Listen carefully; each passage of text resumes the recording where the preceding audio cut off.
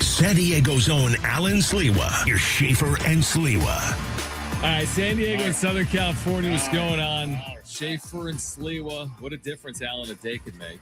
Like today is a day later than yesterday. That's the biggest difference. And the Padres lost last night. The Diamondbacks won twice since last night. Yep. And all of a sudden, it's a little uneasy A here. little closer. He was roasting me, Brent, before the show. Roasting me. You can tell you were roasting me. I was taking exactly what you said. A day and a half ago. Sorry, Brent, my opinion was wrong. A day and a half ago, we're doing the show. And he's like, are you still looking at Arizona or should you be looking forward towards? And I don't know. He's Dodgers. like, no, you said the Cubs. I did. I'm like, what? I did. What happened for us to all of a sudden skip all these other teams? And you forget about the team and forget about the team behind us.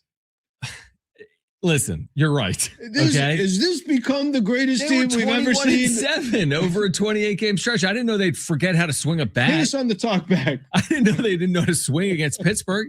I didn't know they'd get literally shut out last night by Paul Skeens, who had been awful for 10 starts with his 6 ERA. By the way, Pittsburgh's bullpen might be the greatest bullpen I've ever seen in my life. Like the Padres bullpen, but better. You're right. What was your guy? What was your guy yesterday that came on from the Pittsburgh broadcast? Joe Block. This guy said literally, if we found that sound, he's like, so we haven't seen the bullpen. They haven't had a starter go 6 deep or whatever he said. He said 3 times through the rotation since All-Star break, and then here they were. They've just been utterly perfect. Starters go 6. Bullpen's been incredible. Now, the Padres are trying to hold on to a lead here this afternoon. Yeah. We'll hear from Craig Stammen postgame, and Kevin Acee will join us. This has all of a sudden now become a crucial game. Yeah, big time. Arizona winning earlier has pulled to within 1/2 game. And a crucial inning. Of the Padres, who will be in Tampa come Friday. So, yeah, it feels like, how they were loose and free out of the All-Star break and the trade deadline. It feels to me like there's more pressure now on this team considering, there's no variance here. You're within a half game right now of Arizona for the final wild card spot. Well, you're also going to need, they played so well over the course of this last 30 days or so.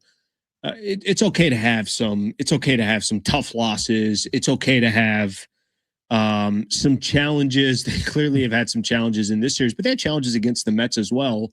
Can't get swept by the Pirates at home. It hasn't been perfect. It hasn't been pretty, but just get out of this game with a 1-game lead and you kind of just, you keep things moving. But this is what has happened to me in the last 24 hours. Brother, I think I was kind of starting to shift my attention towards, all right, this is going to be a playoff team. Why'd you do that? There's a real, because I listened to you talking about chasing the Cubs. There's a real chase that's going to be there. And it doesn't sound like Arizona's just going to let down. 2 wins against Chicago. The fashion they won yesterday, that could spark a squad. Yeah, and they're getting Ketel Marte back. They're beginning to believe. They came back from 4-0 down. Yeah, I agree with you. And then here's the other thing to consider from a Padres perspective is you just lost back-to-back games using both Adrian Morejon and Mason Miller. And I'm watching Kyle Hart and Griffin Canning. They almost don't have a choice. They don't have a choice, but it's like, it's You'll probably get lead. Peralta. You probably get Bradley Rodriguez. You're just praying. You're just praying that you're going to hold on to this lead. If not for a phenomenal defensive play by Jake Cronenworth with last inning, they might not be leading right now. Sure. And offensively, a couple of base hits got them a couple of runs, but really they haven't threatened in a while. Done anything this whole series. Threatened 3-4 times this game. It just speaks to this sport, dude. Offensively, they were playing well. They had some of the best numbers in the sport since the All-Star break. And then you run into Pittsburgh at home, and you can't do anything for whatever reason. And they've gotten all they can handle from the Pirates here in this series and this afternoon. So here's the one thing I will say. Are we moving the goalposts if they do win this game? If they do win this game, they have a 4-2 homestand. Are we okay with the 4-2 homestand? It's like if you wanted to make $1 million in investments and you made $2 million on one and lost $1 million in another, you still made $1 million in your investments. You like that analogy? 4-2. Here's the only issue. It's if I'd have told you they 4-2 and the homestand hadn't started, you take it and nobody says anything. Obviously, since they swept Minnesota, you kind of Pittsburgh was struggling. They had just got swept. They certainly weren't looking like a team to reckon with. It's almost like, how are you going to lose 2 or 3 against Pittsburgh? It happens. It's baseball. The problem now isn't losing 2 or 3. The problem is just making sure you don't get swept. Yeah, no, I would agree with that. So again, Padres, man, it's incredible. I said this to Joe Block yesterday. I was like, what are you talking about? I'm like, over the course of a season, you can see things you never expect to see. I never envisioned a world where Mason Miller's allowing a home run. I didn't even consider that as a possibility. 2 outs, too. Yeah, 2 outs, bases empty in a scoreless game in the 9th inning. In a ball that goes 8 feet off the ground. He throws a changeup by his own admission postgame. He's like, I'm an idiot. Stupid pitch. It was dumb for me to call for it. Mm-hmm. And it got rocketed out to right by O'Neal Cruz. And that was the only run of the game. Are you kidding, Alan? Like, seriously, what are the odds of that playing out in that manner last night? Plus, very low. 2 straight games. I mean, Padres scored 2 in that first game against Pittsburgh. That's the game they lost 3-2. They lost 3-2 in like 100 innings, yeah. All right. And then yesterday you don't score a run. Today they got 2. So four runs in 3 games. What the hell happened to their offense? And again, you're not talking about, I'm not telling you, Pittsburgh's got some young, they got some young pitchers. Maybe Brent, that's the reason why you were saying a couple of days ago, maybe they don't trade Paul Skeens because they could be in a mix here. Obviously that's not this year. We'll see if that's, in the future or so. But I think there's a piece of this from a Padre perspective. All we're really trying to do is worry about the Padres right now. And they're making us worry more and more because of these last couple of games. I'm laughing about it, but I'm laughing out of there's almost like a nervousness that comes with what I thought was they might be getting to 3 games. Who knows what it can be from here? I know what you want by the end of the weekend or by the end of the year, that final weekend set for them to have locked up. I'd like them to have clinched a playoff spot heading into that series, but I'd also like them to still be alive for a playoff spot by that final series of the year against Arizona. Some of this is so perplexing, dude, that Fernando Tatis Jr. was the hottest hitter on planet Earth. He's gone completely silent this entire series. Yep. Manny Machado, he needs a day off. I know he went first to home on a triple from Jackson Merrill. Yeah. Like it looked like his life was on the line. He somehow made it all the way to the plate. That dude was hustling on that one. But he hasn't had a hit since the Clinton administration. Mm-hmm. So there was it Clinton administration? Yeah, I think it was actually might have been Bush. Interesting. I'm not sure which one. The last time he had a hit. Wow. So it's just, I don't know. Everything has changed this week against the Pirates. And by the way, on the other side of this is a very dangerous team on the road in Tampa Bay. Mm-hmm. And that's why this game is, even more important. But here's something to keep in mind. And, I know we saw Paul Skeens yesterday and we said that he was elite yesterday. He was phenomenal. By the way, who else was elite? Michael freaking King was absolutely elite last night as well. One concern that I do have, and this seems to be a theme, and if I know you said somebody might have hit you on Twitter, if you find it, great. The problem I have is it's like every time they face elite pitching, there is this, but it was an elite pitcher. Well, what the hell do you think you're going to be facing in October?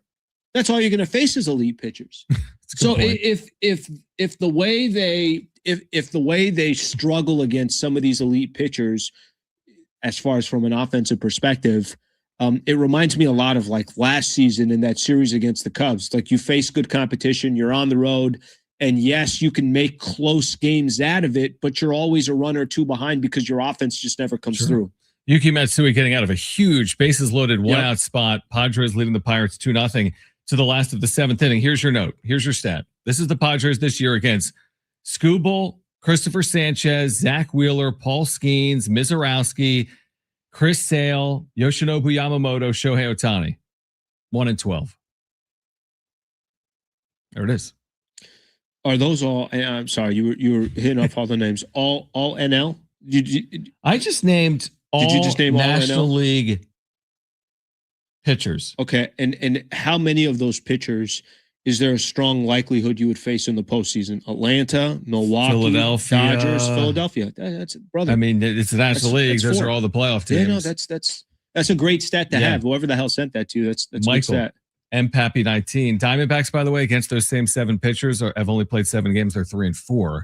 Padres against those 7 pitchers have played 13 games. They're 1-12. I don't know if you can win a series 1-12. And by the way, the one win you mentioned it off air to me was a 1-0 win. It's not like Yamamoto got shelled.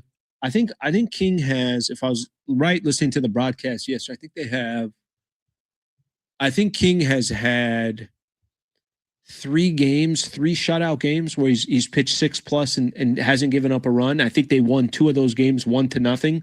I think one was against Atlanta, one was against the Dodgers, and then yesterday we were hoping it was going to be a 1-0 game, but it wasn't. It's such a weird sport that like he can make 27 starts, which is what he's done this year, Alan. He gets no run support. He gets no support. I think they're 11-16 in his 27 starts. Brother, he gets absolutely no run support. So, 11-16. The Padres are 11-16. The dude has a 3 ERA, 3.2, and they're 11-16. And he's going to be your starting pitcher starter. If you make the postseason. And you're winning 39% of the time. Whatever, I'm doing that in my head. Whatever 11-16 is.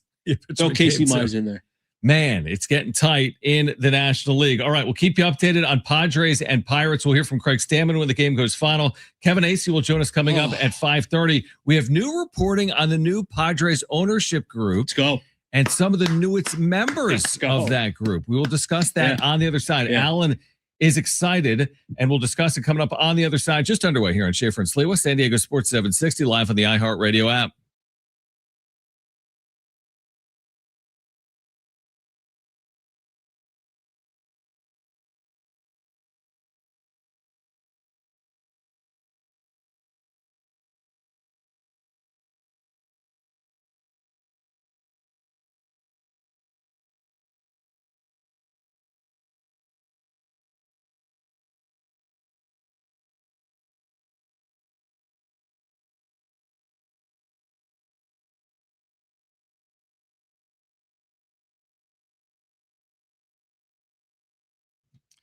Hey guys, it is Schaefer again for my friends at the all-new Jamul Casino Resort, the Players Place. Get out there this weekend.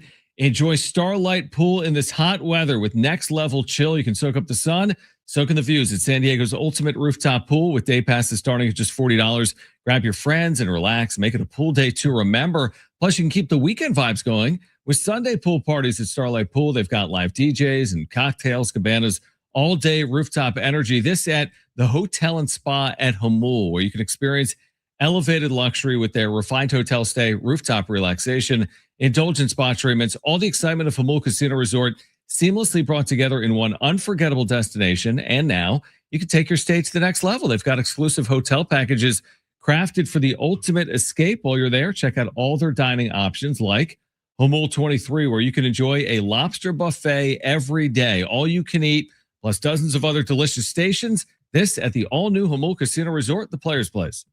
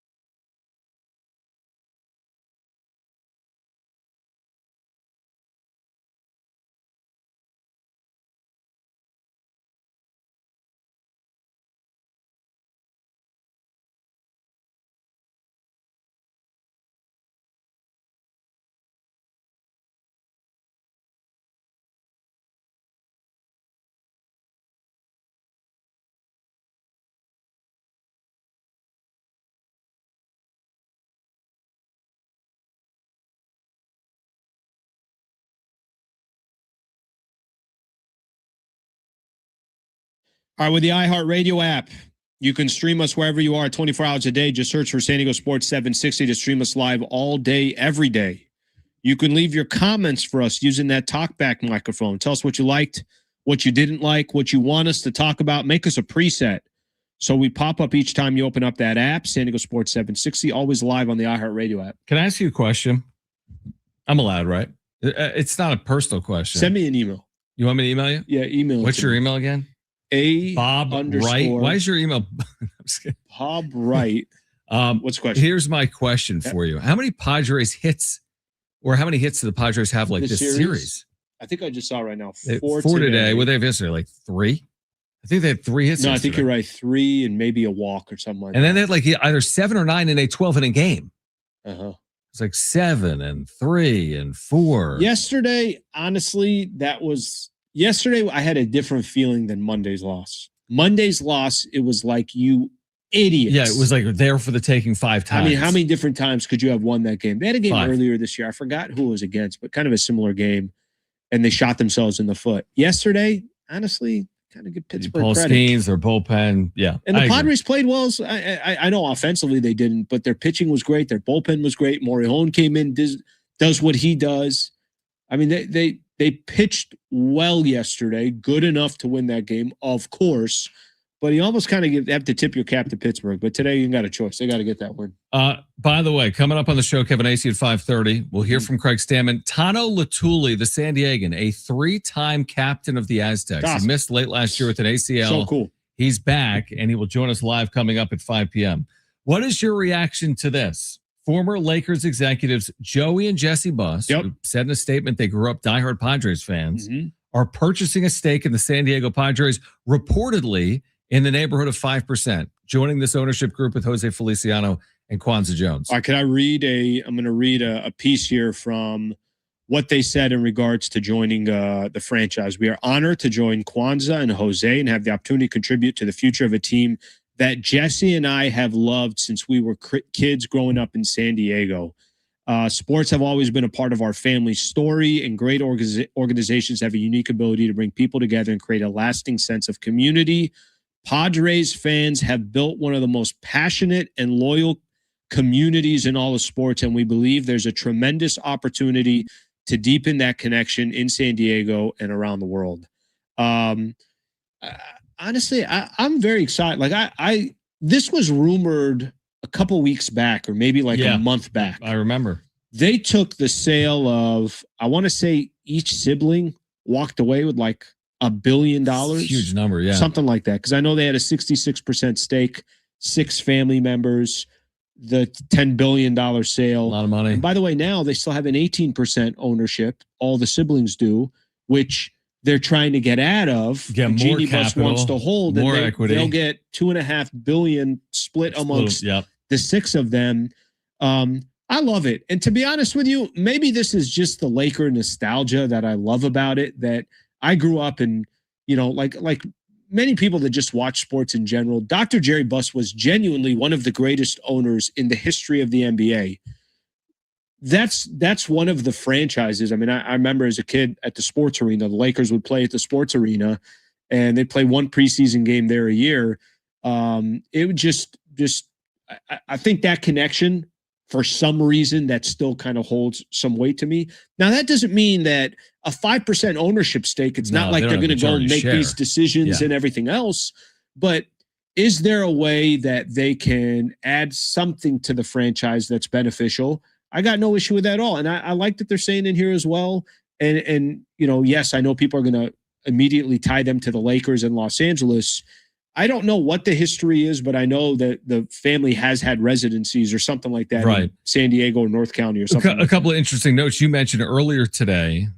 Pirates, by the way, just will not go away. But Padres leading 2-0. You mentioned earlier today, one of these brothers tweeted out an article maybe from Dr. Jerry Buss's attempt to buy the Padres in 1989. Yeah, 88 or 9, something like that. 10 years after he had purchased the LA Lakers. So there is a little bit of I don't know. There is a background there. There is a story there. They did say they grew up rooting for the San Diego Padres. So for whatever it's worth, and it is worth something. I mean, 5% share of a franchise that's valued at $4 billion is a fortune of money, by the way. It's a lot of money. It's not nothing. It's a lot of money. And listen, I think look, for me, I just had over the last 2 weeks, I had the owner of the Dodgers have to sell the Lakers, which that in itself was just like the greatest thing in the world. I'm like, okay, he doesn't own them anymore. That's phenomenal. Right? And then now I got this bus families that are connected to the Padres. We'll see what happens with it, but it has made its round. It has made its. I think the last couple of days have been interesting because you just got to meet your majority owners. You know, Kwanzaa stole the show on Monday, right? Like her personality, her energy. There was a lot of kind of buzz around the Padres primarily because of her, and that did what it did. Now you're getting some more attention that's around the Padres because of the bus ownership stake. At the end of the day, I don't know what's going to equal wins and losses. I don't know what's going to equal improving your farm system. I don't know what's going to equal what's your budget going towards the team and the franchise. But certainly it's going to look a lot different for the Padres. I will say this. They had a lot of interest in this team to the point that Jose Feliciano on Monday referenced the fact that they kind of thought they were an underdog. They didn't know until they knew that they had won the right to purchase the majority share of the San Diego Padres. And now you look at the group that's tied to Feliciano and Jones. It's a significant one. Harp Palou, the longtime owner of Mexico City's Mexican League club, who's had a large share in the Padres for a long time, is still, I think, the secondary owner. You've got now the Bus brothers. Isn't Saquon somehow tied to this ownership group? They were referenced on Monday. Yeah. So there's a lot of interest, I would say, around this ownership structure. And I think that's encouraging. And everybody's asking for from this point is like, all right, let's just put together the best product that you possibly can that represents San Diego as best as you can. Try to pull together as many fans as you can, obviously out here in Southern California and across the border in Tijuana and the Baja California, and take it from there. Now, is what's happened in these last 3 days or so going to determine how Yuki Matsui or Bradley Rodriguez closes out a game? No, but I think big picture is what you're referring How much to. blame do you put on Kwanzaa Jones for losing the series to the Pirates?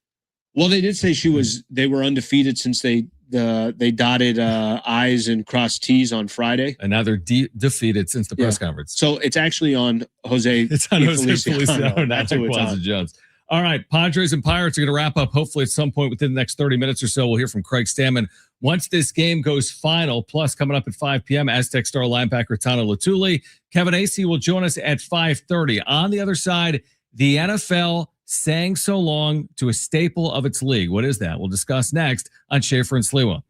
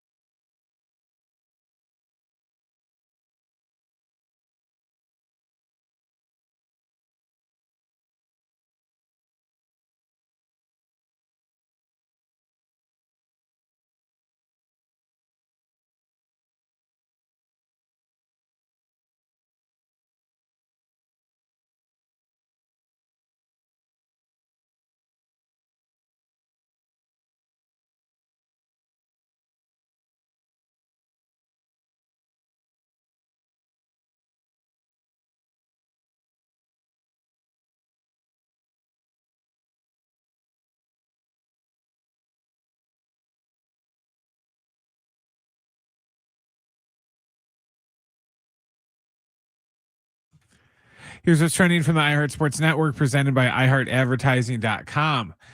The Pirates and Padres are playing game 3 of their series down at Petco Park. The Padres are trying to avoid the sweep. Right now, we are in the bottom of the 8th inning, and the Padres lead 2-0. The SEC decided today that schools that bring back NFL, NBA, or WNBA players to their programs will face steep discipline under the new policy. The penalties will include a half-season suspension for a coach, a fine that matches 50% of the sport's annual budget, and revocation of league voting rights. Run a business and not thinking about radio? I think, again, because people are listening to radio more today than they did 20 years ago. And only iHeartRadio connects with more Americans than TV, digital, and even social. Learn how radio can help your business. Call 844-844-iHeart.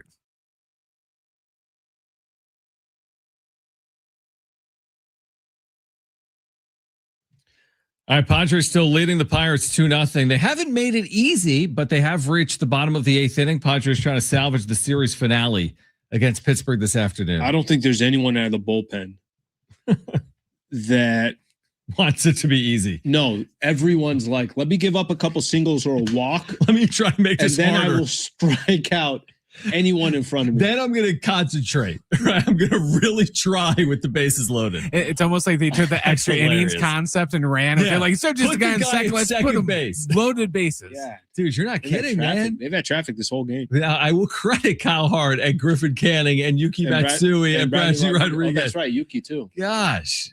Create some separation, but they're leading right now 2-0, bottom of the 8th inning, trying to salvage this series finale. We learned this afternoon, Alan. Yeah. That it is officially official. The NFL will eliminate its Pro Bowl games. They already got rid of the Pro Bowl.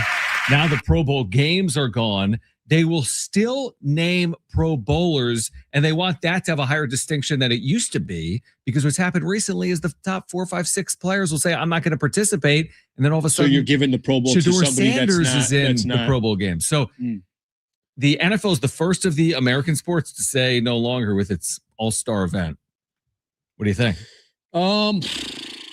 Yeah, listen, if you're asking me, I mean, I'm never going to, I don't remember the last time I tuned into anything Pro Bowl related. Oh, yes, you do. You remember what it looked like, right? It was in Hawaii. The last time you watched, they were playing at Aloha Stadium, right? Like 20 years ago? Yeah. With the color, like rainbow seats? Yes, I do remember that. I remember. But what I guess my point is that it's been so irrelevant to me for so long. So true. But I actually really like that idea of saying, well, let's make sure, because I think what a lot of these athletes want, if the award does mean something, to say that I'm a Pro Bowler and it's all now based off of merit. That's all it is.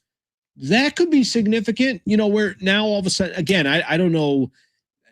I'm assuming that these players care. I'm going to imagine. I know a lot of these players care about their Madden rating. I know a lot of these players care about, stuff like that. So I'm assuming that that's going to be something that's very important to them. And you're doing it just based off of merit. That's phenomenal.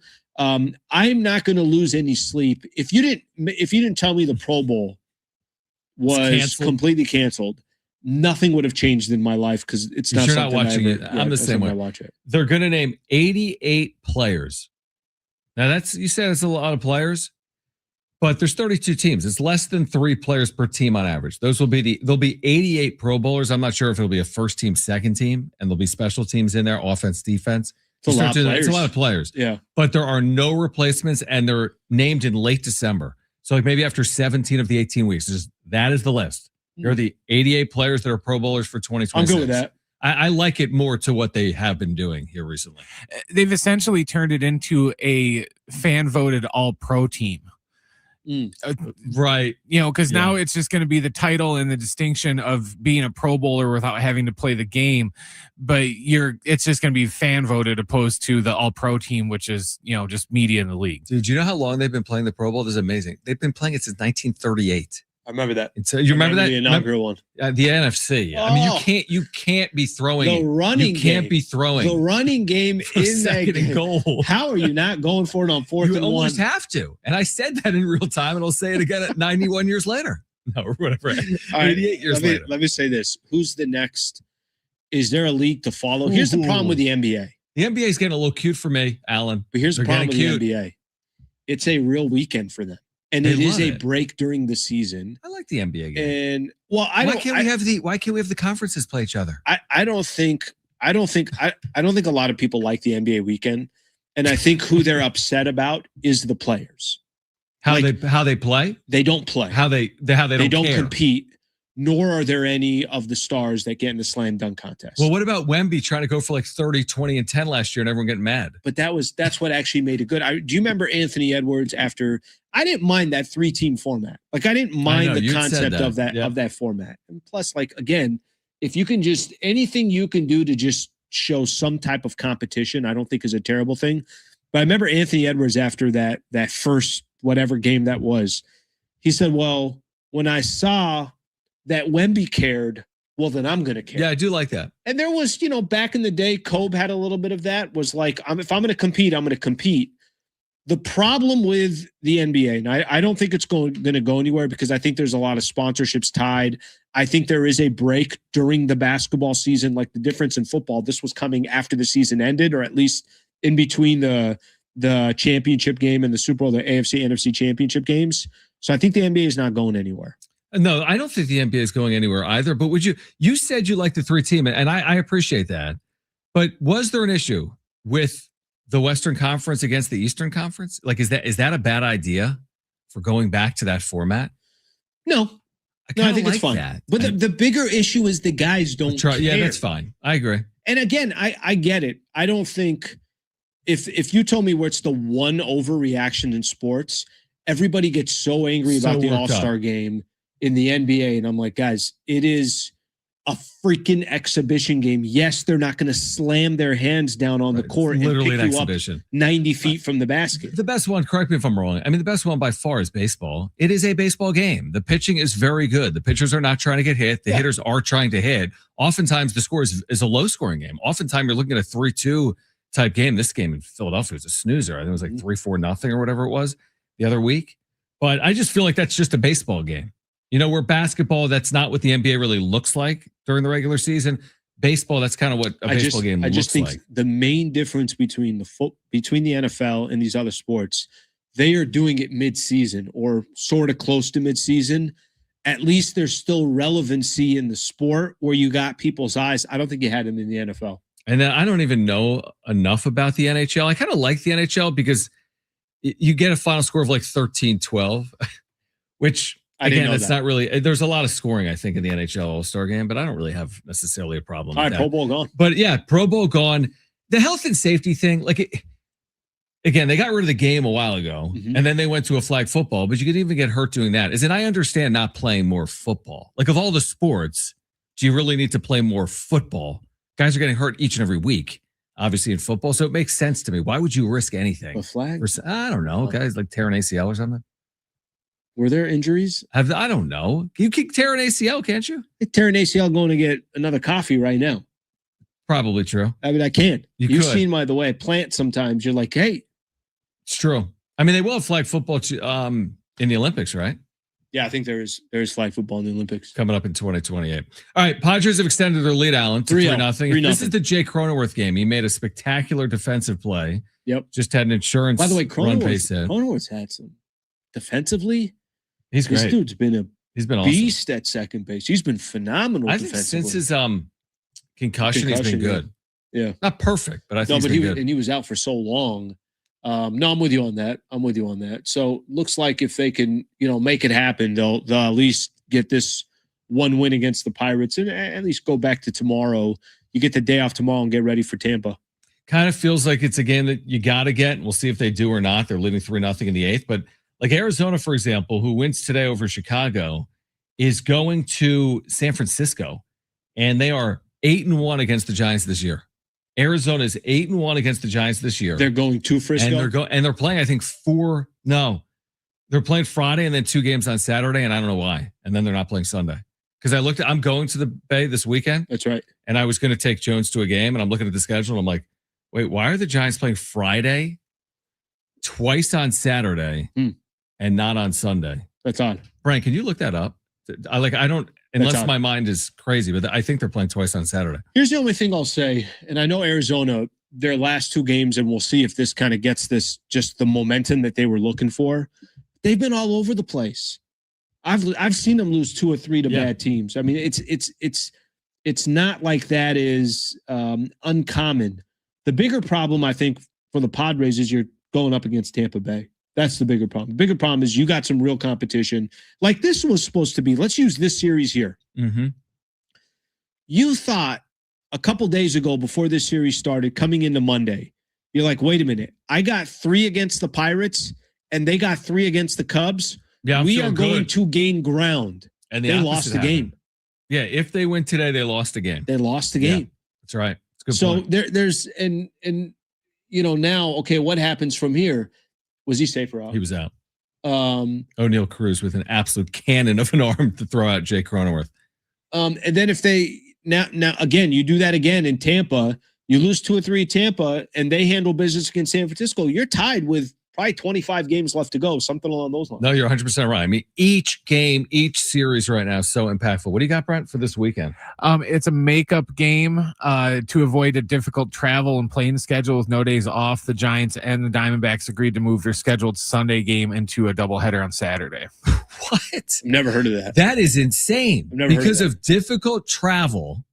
And what was the other factor? Because they lost a game to Atlanta due to rain, so they have to make. So they got to go to Atlanta for a game. They have to make the game up, and if who's going to Atlanta, Arizona or San Francisco? San Francisco. Oh, that would be a huge advantage if it was Arizona. Like they're just randomly going to Atlanta for a day. Okay, interesting. Thank you. I thought they were going to allow. Hey, we can do. We'll play 3 in one day. We'll do a 10 a.m., a 2, and a 7. Yeah, and then we want to take a couple days off. Middle game in Phoenix, games 1 and 3 in San Francisco, all on the same day. I got an idea. Next week. Yeah. You and I, let's start at 6 a.m. We'll do it here. We'll crank out 4 shows on Monday. If it counts for the week, I'm down. Counts for the week. What if that's our entire week? We just go 6A to 6P and we're off for 4 days. Who says no? I'm in. iHeart does.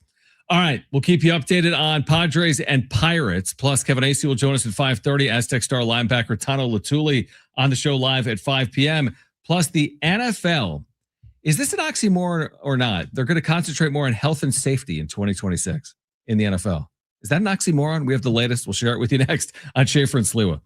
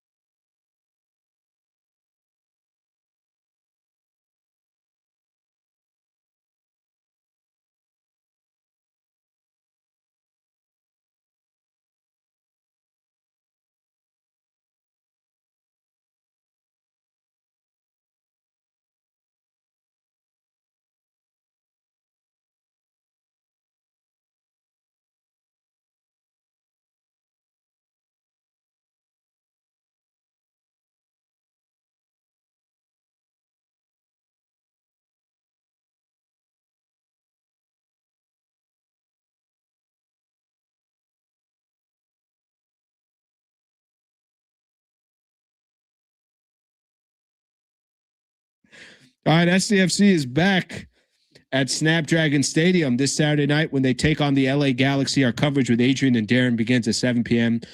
on your home for SCFC San Diego Sports 760. Are you going this weekend? No, I'm not. I'm very disappointed I'm not.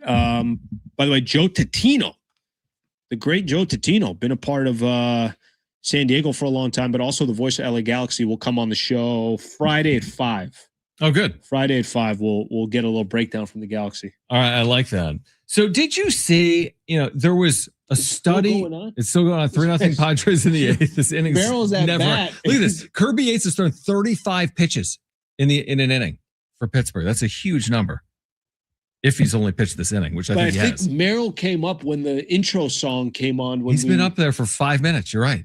He's been up there for 5 minutes. What were you going to say? Padres in good shape, leading the Pirates 3-0, although Mason Miller is unavailable. They are in the 8th. Great at bat from Jackson Merrill. So there's a study that came out yesterday that 25% of NFL players that died between 2016 and 2021 had CTE. What percentage? 25%. 25% of players that died. Can I be honest with you? You thought it might be higher. Mother, it's such a violent sport. That's a big number, right? It's such a violent sport that I would actually that either doesn't surprise me or I thought maybe that number would be a little higher, which is incredibly sad, obviously. The study's lead author, by the way, said the estimate of 25% is on the quote unquote low end. The reason I bring it up, CTE is not new to football fans or sports fans. I think we're aware of it by now. The reason I bring it up is the NFL today agreeing with the union to focus on 5 different health and safety related fouls. They are the hip drop tackle, when you pull someone from the hips to tackle, which has led to ridiculous amount of injuries, that type of tackle. This is, you're talking about where the guy basically kind of cuts his feet from underneath himself to bring him down. Brent, how would you describe the hip drop tackle? It's kind of when you drag yourself down on their hips. It's 100%. It's the exactly what you're talking about. It's the Brett Favre, Bo Jackson tackle, because that's what gave them their hip injuries. Exactly. Their hip deals. So they want to. Again, they're trying to get these plays out of the game. The hip drop tackle, the horse collar, which has been discussed for 25 years, launching, which also they've tried to take out of the game to some extent, a hit on a defensive player. It doesn't say defenseless, a defensive player, and then a blindside block. And here's the thing. Any player who commits 3 of these 5 offenses during a season is going to receive a 1-game suspension. Meanwhile, players who commit just 1 violation get 50% of the amount they are fined back at the end of the year. So they're all finable offenses. But if you only do it once and that's it, you actually get refunded. So, again, it's at the end of the day, to your point, it's a violent sport. Can you make it less violent? I think they have. I think they've definitely made it less violent. I don't know how you guys feel. And if you're a football fan, I think there's a kind of a wide array of this. Some people love just, back in the day, the hits. You go watch them. I'm thinking guys like Rodney Harrison. I'm thinking of Junior Seau. I'm thinking of moments where these guys, Brian Urlacher. I'm thinking Brian Dawkins with the Eagles. Brian Dawkins, absolutely. But some of these guys would not just launch, but that was the game. And immediately what happened after that game? SportsCenter is putting on top 10 hits. Dude, they sold the VCR. I remember that in the 1990s. You could buy top 30 hits. Yep. 1989. For some people, that was a big piece of the sport. It wasn't for me. I agree. I'm the same way. Never cared for it. Never wanted it. I don't need to see a player get laid out. So any measure they take to take some of that stuff away, I think is good for the sport. I genuinely believe it's good for the sport. And, obviously now, however the NFL did business before, it's not good business for them because you do have players and families and everybody else that's involved. Now you get more and more research that comes out. It's what the hell is this sport? This is not a long-term health sport for my son or for my husband or for something along those lines. And beyond that point, by the way, even beyond CTE, just the point of injuries, what as a sport, do you want Patrick Mahomes missing a year due to a knee? Again, some of this is inevitable.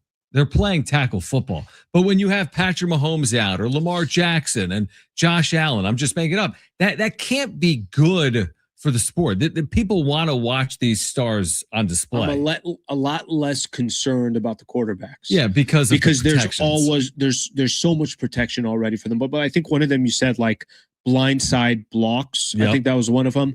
Imagine the offensive lineman that every single play nobody's going to talk about that. Like it's not even just taking on contact every play. Taking on the contact. Imagine. Forget the big names for a second. Again, the quarterbacks are being protected. That doesn't mean that there aren't times where a cheap shot comes in or a late hit comes in, but those are so easy to identify. It's like all the other hits that are going on that have nothing to do with the quarterback. Sure. I think it's going to make it easier for them to police the repeat offenders because they said that infractions will carry over from season to season. So if, John Doe commits an illegal hit over the middle, that's going to carry over to the next season. So how does that work? What do you mean carries over? Like they'll because we were saying they got like 3 of them until they're suspended. And then they're suspended for a game. Yeah. So what happens if I did 2 this year and I did 1 the next year? Is it like year? yellow cards? Right? They carry over? They carry over to a game, but are you saying they carry over to a season or they carry over to a? No, they carry over from season to season. Oh, interesting. That's interesting. But it says the union said that all players will begin 2026 with a clean slate pertaining to these 5 offenses, but violations will carry forward to subsequent seasons. And that's the union agreeing to that. Like, listen to this. We talk about quarterbacks, though, and I agree with you, Alan. They've made it a lot safer specifically for that position. But remember, like I just looked this up because it came to my mind. Tom Brady, I remember, like there was an interview, I guess, with his ex-wife, right, Giselle, and she said routinely he would suffer concussions to the point where she obviously didn't think that was healthy, that it was like an annual thing. He suffered concussions. She said that in 2017. It's the quarterback of the Patriots that's annually enduring concussion-like symptoms and concussions. And he's the quarterback, to your point. Yeah. So what about the other positions? No, 100%. I think the other positions are wildly dangerous, especially the ones that are like, imagine how much action is going on between all the players and the camera. We're all focused at where the ball is. Like one thing, yeah. I'm just, where's the ball? Yeah, it's so true. And that's all I'm paying attention to. And even Tom Brady, I will say, like, in his generation, and he was in the league for so long. Yeah.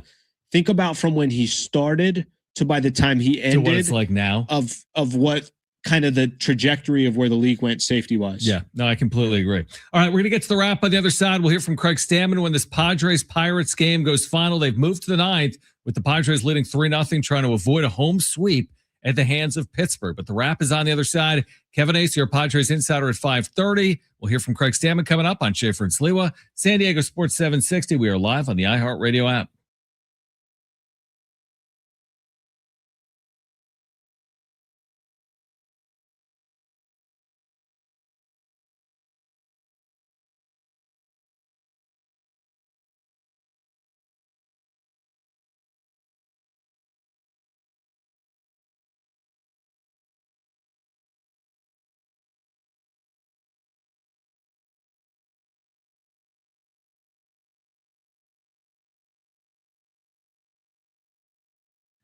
Something big is coming on September 2nd. DraftKings Game Day arrives with massive deals, exclusive deals, and an all-day celebration built for sports fans. The countdown has begun. All roads lead to Game Day. The DraftKings Sports app is now live in all 50 states. That means California, from Texas to Florida.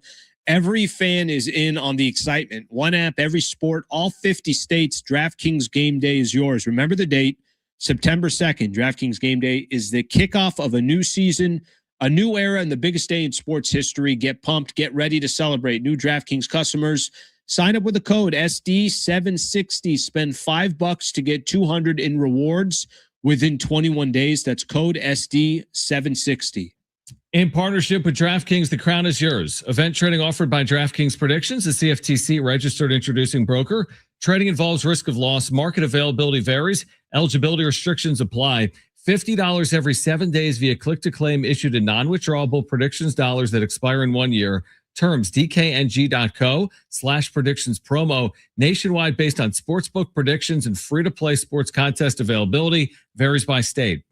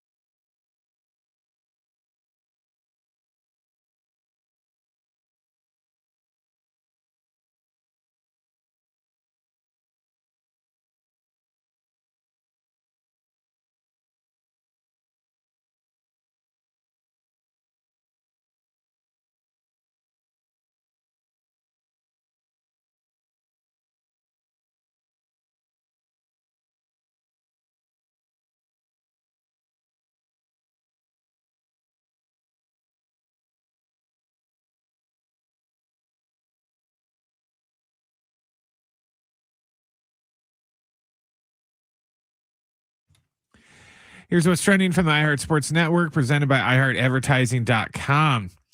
Just went final down at Petco Park. The Padres avoid the sweep. They defeated the Pirates 3-0. They'll have an off day tomorrow before they head off to Florida to take on Tampa Bay this weekend.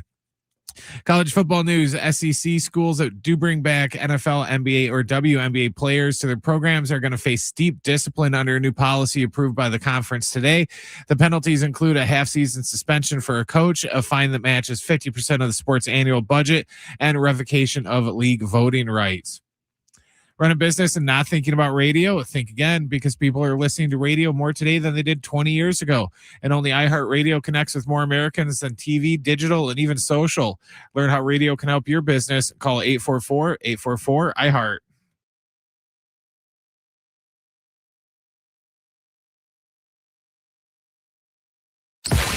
It's Schaefer and Sliwa. Sean Schaefer and San Diego's own Alan Sliwa. Your Schaefer and Sliwa. All right, hour 2 here on Schaefer and Sliwa. The Padres game has gone final. Padres shut out the Pirates. They avoid a home sweep. Dominated the Pirates. They win 3-0. Pirates got nothing on the Padres. Behind Randy V and the bullpen without Mason Miller or Adrian Morejon. It's a funny sport, isn't it? You can use Adrian Morejon and Mason Miller in back-to-back games and lose. Yep. You can fail to use them in a tight game and win. Yeah, and that's what played out here today. Think about that. Think of Robbie Ray Monday, and you had all of everyone your available. Bullpen, everybody available. Michael King Tuesday, everyone available. Everybody available. Apparently. Randy Vasquez Wednesday with let's piece this thing together. They get their only win. Dude, credit to Craig Stammen. He went to his bullpen to start the 6th inning. Randy Vasquez had thrown 68 pitches. I know. It's not like he turned it over to, again, Adrian Morejon, Jason Adam, and Mason Miller. I mean, credit or it worked. No, listen, it worked. And you're right. It was hairy. He was in a tough spot today to begin with, and he managed those first 2 games against Pittsburgh. You and I were talking about this. I don't even think we were on the air yet, but we were talking about how he managed them very playoff-like, kind of must wins, and they lost both of them. So there was I think there was some sheer desperation in today's game, especially knowing that Arizona already took care of Chicago. You now just have a 1-game advantage. It ain't perfect. You lost ground in this 3-game set. And I would not have thought that the Padres would lose ground when Arizona's got the Cubs and the Padres got the Pirates. But maybe we should just be fortunate to be up a game and let's go to Tampa and see what happens. That is how I feel, because you and I agree completely. The whole 4-2 homestand win 2 series. Yeah. It's a 4-2 homestand. Whether you swept Pittsburgh and lost 2 or 3 to Minnesota, or swept Minnesota, or went 2-1 against both these teams, it's a 4-2 homestand. Now, they're not controlling what these other teams around them are doing. They don't control Philadelphia, Chicago, Arizona. So that does leave open the possibility, like you just said. You go to Tampa, you don't have a great series. They're a very good team, one of the best in the American League. You lose 2 of 3. Arizona goes to San Francisco, wins 2 of 3. You're starting the thing over. Yeah. 2 teams that are even with 20-something games to play. Basically in the month of September at that point. I mean, it's an expected tight race. Everyone we've talked to over the last 3 weeks, nobody was like, Arizona's definitely going to go away, even with the Marte situation. Don't look at me. Listen, I think 99% of people thought this is going to be a race. And you were like, hey, why is Arizona still, why do they have a major league team? You're talking about the Diamondbacks? They gave up like months ago. It's likely going to be a tight race. Why? Because there's 20-something games left. Here's the reality of it. It is, you could look at it any way you want. I don't think it's ideal at all, but I'm almost shocked if those final 3 games against Arizona are not, it's the stake, whatever it is, right? Like you got to win 3, you got to win 2 or 3, whatever, because you're also determining the tiebreaker there. I'd be shocked at this point that, a couple of days ago, I would have told you, no, maybe there is a chance that the Padres don't have to worry about the Diamondbacks anymore, but it never got to 3 games up. A couple times we thought it was going to get to 3 games up. Like it never did. And now it's 1 as we sit here at 4:00 on a Wednesday. How about baseball, man? Jackson Merrill kind of vilified the last 2 days. Has he not been, right? Games 1 and 2 of the series, had a chance to win it the other night. Yeah, before you get to where you're going to say vilified, I think what the frustration was just swinging at awful pitches. Like it had nothing to do if it's just a regular, the guy flies out, it's a ground ball. I don't think anybody's going to care, but we cared. But right? we cared because two guys walked before him. The pitcher couldn't find the strike zone, and he swings at 3 balls to end the game or to end the inning. I don't think ended the inning, but I think it was the second out. And even yesterday, though, he represented the winning run, didn't he? He represented the time. No, the winning run. No, he was at. Oh yeah, he did. He represented the winning run. So it was a couple of really tough days. Today he responds, and that's the amazing thing about this sport. There's always like just the next game. They have so many chances. He had a big triple in this game. He had 2 hits. I thought Jake Cronenworth is the reason why, honestly, they won the game.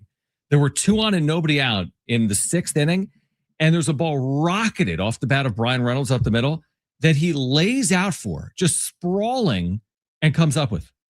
And it changes the complexion of the inning. Saves a run. And an out. We'll never know what would have happened in that inning. They go on to add on a 3rd run and win it here today 3-0. So they avoid what would have honestly been a disaster. To go into a road trip and head into an off day tomorrow and be even in the wild card race with Arizona, it would have been a disaster. It would have been a 5-alarm fire. In my opinion here, they avoid it, at least for the day. Yeah, and listen, I was thinking about this. I think coming in, I'm like, if they win this game, the road trip that they had, help me out here, work with me here. So they lost 2 or 3 to the Mets. And they won. Swept Minnesota. Yeah. Lost 2 or 3. Mm-hmm. So 5-4 in their last 9. Mm-hmm. It's not ideal. It's not the end of the world. No, not at all. Like this is the stretch where you're not just going to continue to win all these series the way they were. Now it's kind of ironic that the series that 2 series they lose are against the Mets and the Pirates, like just such random teams. The fact that wasn't Milwaukee or that wasn't, another team that they faced that was in postseason contention, but 5-4 over this 9-game stretch. It ain't the end of the world, but you do have Arizona right on your heels. You know what's crazy, dude, is that today the Padres moved back to 10 games over 500. So they're 72-62. Mm-hmm. It's a good record. There's 28 games left. It's a good record. It's good, but it's only be good if they're in. No, I'm with you. I get that. Do we still agree with that? Like if they win 88 games, but it took 89? I think it'd be devastating if they don't get in. So however it happens at this point, it'd be devastating, especially because, listen, they're getting phenomenal starting pitching. They are. They got it's not like, the whole right now, here's what's going to be the question. I think this was part of the conversation a couple of months ago. And I mentioned this to you. This was a month ago or so. I mentioned there was the conversation of, is this basically going to come down to the Padres offense? Are they getting into the postseason because of their offense, or are they not getting into the postseason because of their offense?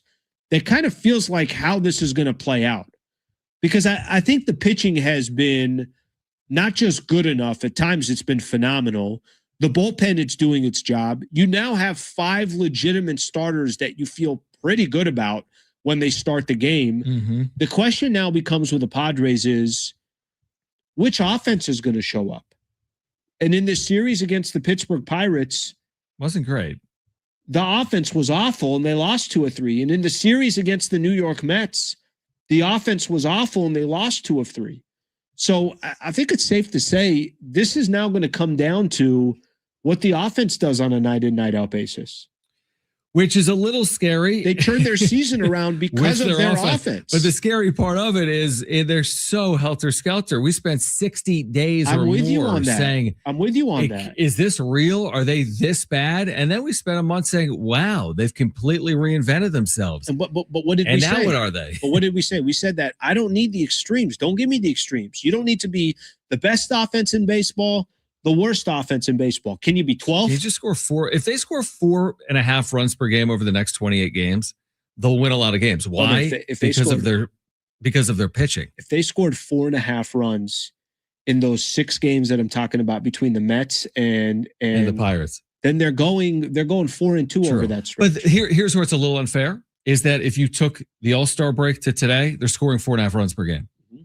So like that's over the entirety, the totality of the work. Of course, when you score 4.5 runs, there's a day with 1, there's a day with 9. I don't disagree with you at all. But what I'm saying is that it seems like if they're going to have, let's put it this way, if they don't make the postseason, if they miss it by a game, What are we going to be saying? I don't think you're going to be saying it's because their starting pitching or their bullpen collapsed. Right. When I say, man, Michael King's last 5 starts and Casey Mize's last 4 starts. I'll tell you what we will be saying. Jackson Merrill, where's Manny Machado? How Right. come Ty France has been so quiet? Right. Where's Xander Bogaerts? Like, those are much more Good realistic conversations and probabilities than it would be that it's the arms. So Tampa on Friday to begin a 6-game road trip with the Rays and the Reds. It is the last time all year the Padres are east of the Mississippi.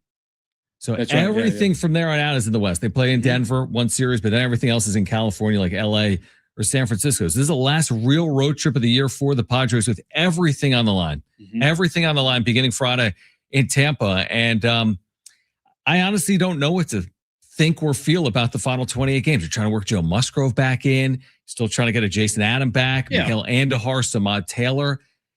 I don't know. I mean, I don't know what to expect the last 28 games. I'm going to help you out here. By the way, I don't know. Can you pull up a stat for me? Teams above 500. Padres play teams above 500. What's it look like? Teams below 500. Okay. And we're going to do some math here. If you're driving out there, I want you to pull over and grab like a sheet of paper. Yeah, you're gonna and a pen, because I want everyone to just kind of take some notes MLB here. expanded standings. I just want to know what their record is versus teams above 500 versus teams below 500. What's the point you're trying to make as I look it up? I'm going to look. You said I don't know what to expect here over the course of these next 20. How many games did you say? 28. Because the schedule I still think is favorable towards the Padres. I still think they have a favorable schedule the rest of the way. Here's what the record is. Okay. Against teams under 500, including Pittsburgh today. Yep. 45-29. So dominating against teams below 500. Yeah, 45-30 would be 600 baseball. So just over 600. Yep. Teams over 500, it's actually not as bad as I would have predicted. 27-33. That's not good. 27-33. That's not good. Okay, it's not bad though. Like, for example, there's teams. But you're losing, basically, The Yankees are 26-27. They're under 500 against teams with winning records. And it's not. Philadelphia's 26-30. Okay. If you pulled over to write down some of these notes, you get back on the road now. You're fine now. Okay. So what do you have? Here are the teams left that they play that are above 500. Okay. Tampa, you got 3 against. New York, you got 3 against. The Yankees, right? So that's 6 right there. Yeah. Okay. You don't play another team over 500 until this final stretch of the season. LA for 3, Arizona for 3. So 12 of 28, which is less than 50%. 12 of 28 are against teams that are above 500. So 16 of 28 are below. Here's the only kind of question here. Is Miami over 500? They still play Miami at home? They still play Miami at home. They got 3 against Miami. I don't know, but I'm not even put like Miami. You should be taking 2 or 3 from Miami. At home. Absolutely. They are over 500. 67-66. So the funny thing there is a majority of the remaining games are against teams over 500 as we sit here right now. Yeah, technically. Which is almost surprising. So 15 of 28 against teams over, 13 of 28 against teams under. Miami, I'm not as concerned about. But like, you got a handful of games here. San Francisco, you still got to face. You still get them for 3 more games. Colorado, you still get them for 4 more games. You get Washington for 3. You get, we mentioned the Miami, Cincinnati. Like, you got some winnable games here. It's not like you're going up. The competition is going to be this just gauntlet. Yeah, no, I would agree. All right. On the other side, we're going to hear from Craig Stammen, who is going to speak with the media at some point in the next few minutes. So we will hear from Craig Stammen coming up this hour. Also coming up is The Wrap, and Kevin Acee, our Padres Insider, will join the show coming up at 5:30, reacting to a Padres win over the Pirates, although they do lose the series. Stay with us on Schaefer and Sliwa, San Diego Sports 760, live on the iHeartRadio app.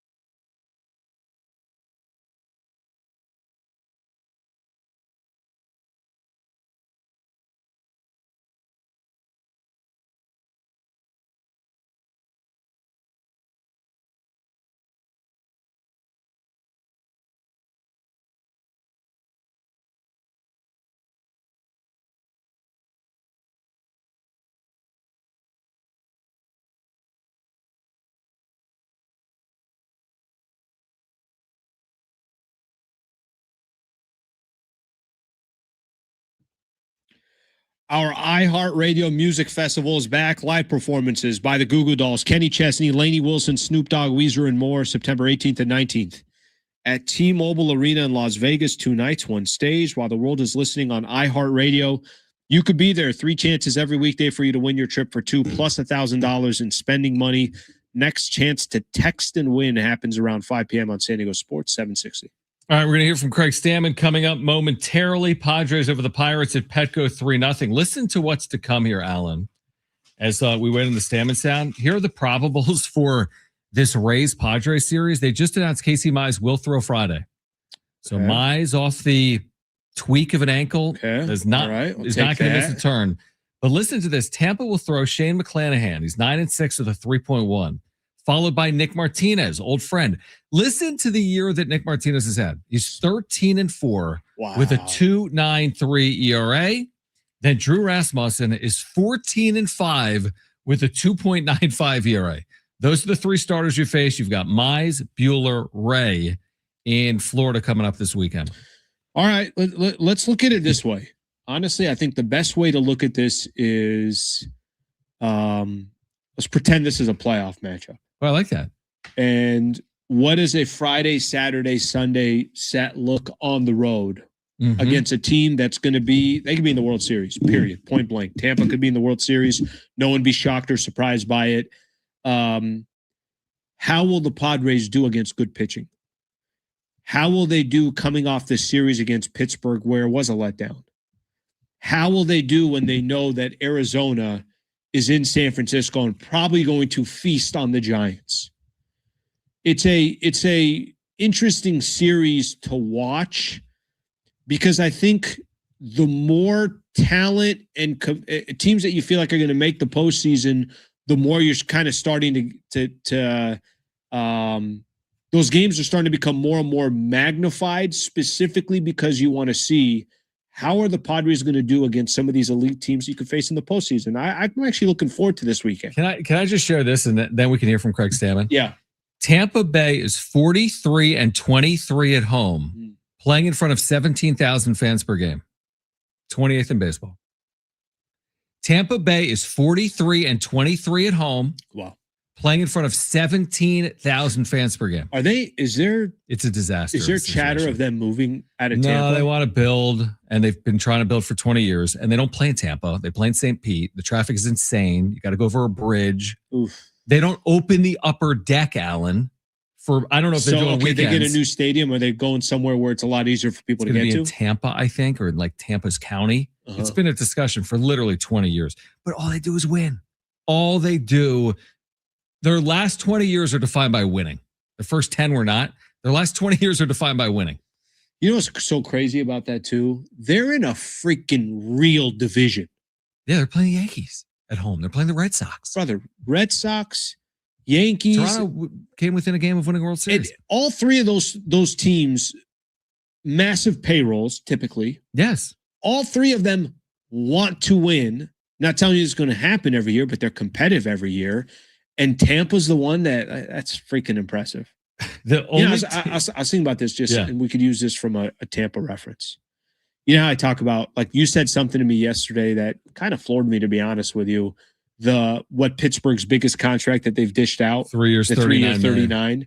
And when you said that you need a floor in baseball as well. Okay, hey, maybe I want a cap, but what you're saying about a floor, I agree with you. I think that's I look at Tampa as an example. Imagine if Tampa now, there's dollars for them to work with as well. As in, you can only sign so many players. Like the players are going to have to get distributed at some point. Yeah, exactly. So how much more attractive of a destination does a team like Tampa become or Milwaukee become? And I say that because now you have this like combination of the farm system and better talent probably going to those teams. Dude, listen to this. Tampa's 23rd in payroll, as in they're not 30th, but they're 23rd. They're outspent. They're outspent by Colorado by $6 million. They're outspent by Cincinnati. I mean, the team directly below them by $1 million is Pittsburgh. They're running circles around the Pirates right now. They're 25 or 26 games For over years. 500. They've been running circles around all those. Yeah, teams. they've been running. So it's amazing. Now, if they were in a situation where they were spending more, it would be interesting to see what would occur. And I'm not even certain what would happen because they're winning at a good clip. They're winning at a good clip, but let's just go back to it. They're a player or two probably away every year. Exactly, and probably again this year. And Milwaukee, a player or two away every year. And to your point on Milwaukee, they're 19th in payroll. Okay, let's go back to the other side of it. If you also do have, hypothetically, a cap, well, those other teams that are on top, all of a sudden they can't have that much talent that it just equally the tide comes down a little bit while the rising tide comes for some of these other squads. Who do you think is spending the most this year in baseball? LA, New York? Who do you think? Dodgers, Mets, Dodgers. But I think it's the deferral thing, right? Do they not equate that in?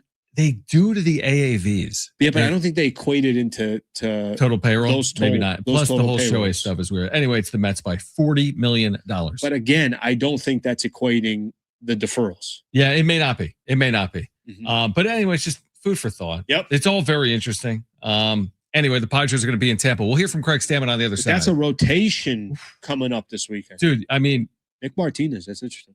Expect low-scoring baseball games, which means every game's going to be 10-9. You know, it's a big series coming up for the Padres this weekend. All right, we'll hear from Craig Stammen on the other side. Kevin Acee will join us at 5:30. Aztec star linebacker Tano Letuli named a captain earlier this week. He'll join us coming up at 5 p.m. Stay with us on Schaefer and Sliwa. 17,000 a game.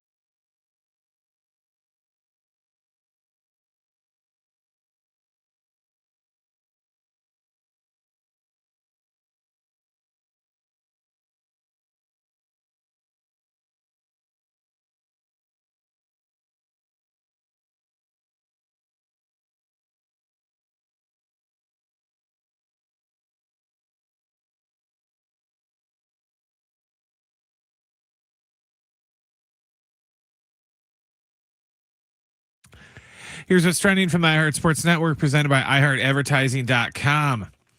The Padres and Pirates played Game 3 of their series today down at Petco Park. The Padres avoided the sweep and won 3-0. They'll have an off day tomorrow while they travel to Florida to take on Tampa Bay this weekend.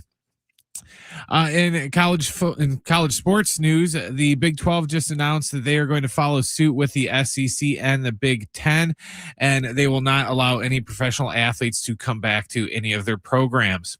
One NBA note, Jonathan Kuminga has reached a 2-year, $12.4 million deal with Minnesota.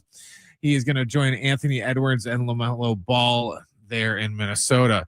Running business and not thinking about radio. I think again, because people are listening to radio more today than they did 20 years ago. And only iHeartRadio connects with more Americans than TV, digital, and even social. Learn how radio can help your business. Call 844-844-iHeart.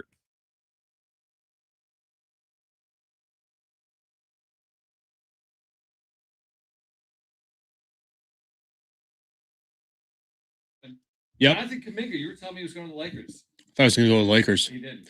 Goes to Minnesota. By the way, it is. They got a roster, don't they? Oh, my mic's not on. The problem is that whole time your mic was on. off. Start over. Yeah, what did I say? I said you told Padres, me Kuminga. We're going to go to Craig Stammen. We're going to hear from pretty Craig soon. Stammen in a moment. And then I said you told me Kuminga was going to sign with the Lakers.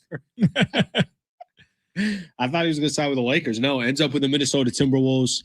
It is August 26th. Do you know when he signed a deal with Golden State last year? January 1st. Brother, he signed September 30th. What's his deal? He just likes to enjoy his summer?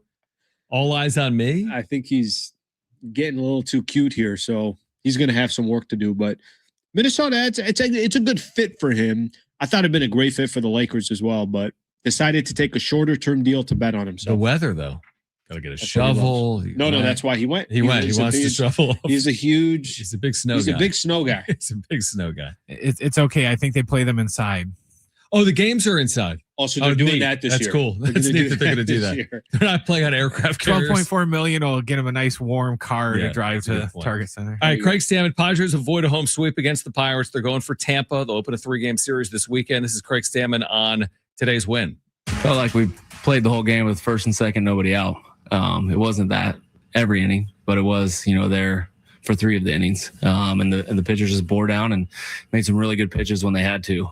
Felt like they put 2 guys on and then they pitched their tail off after that. Was, they showed their strength, and then we have a strength of our bullpen is the length of it, and not just, the top guys, but everybody in that pen.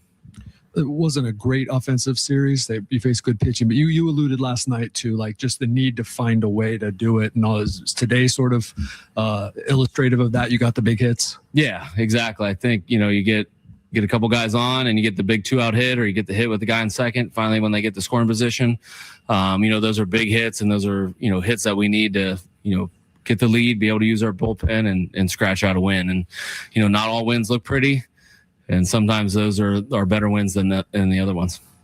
What went into the decision to lift Randy after 5 and then turn it over to the bullpen, and then kind of how pleased were you with the way it went from there? And was that basically the way you had it mapped out at that moment? It didn't go according to plan, no. But I think with the day off, we could be aggressive with the bullpen. We knew we didn't have Mason or Adrian today.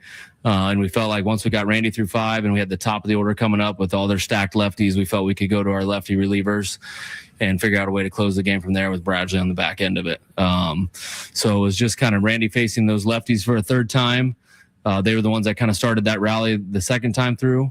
Felt good with our matchups with the lefties. Obviously, the lefty comes in and leaves both the lefties on base and then gets all the righties out. So it didn't quite go according to plan in that way. And then I think we were planning on Yuki probably being maybe a little bit later, not having to come in a jam like that, or maybe pitching an inning in the third. But, huge pitching out of him, getting out of that jam, getting the lefties out. And then Bradley, where he's sitting back there, felt like, he could get us those last 2 at the end and close it out for us. What's it been like to watch Yuki develop into this version of himself where he's doing what he's doing on the mound. He also was having clearly a lot of fun doing it. Yeah, you're right. It's fun watching him sprint off the mound after a couple big pitches. But, I think at the beginning of the season, you're not planning on Yuki being, that kind of guy, that leverage reliever that can get out of a ton of jams like he has this year. But credit to him. He put in the work in the offseason, wanted to be better than he was the last couple of years, and he's done that. And he set himself up for a very valuable role in our bullpen and, an unsung hero in our bullpen this year.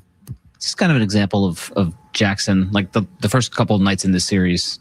Like, he's a pretty resilient guy. He didn't have his best at-bats in those 2 games, but he clearly put them behind himself very quickly. Yeah, exactly. I think, he had a few at-bats where you scratch your head a little bit in that first game, and credit to him, it wasn't like he didn't know. He wore that. I think he sat in his uniform after that first game for, over an hour, just, thinking about his at-bats and how he can be better. And, the hitting coaches wrapped their arms around him, talked about how we can take better at-bats, and, he's done that the last couple days, and today was a huge game. He basically carried us today offensively.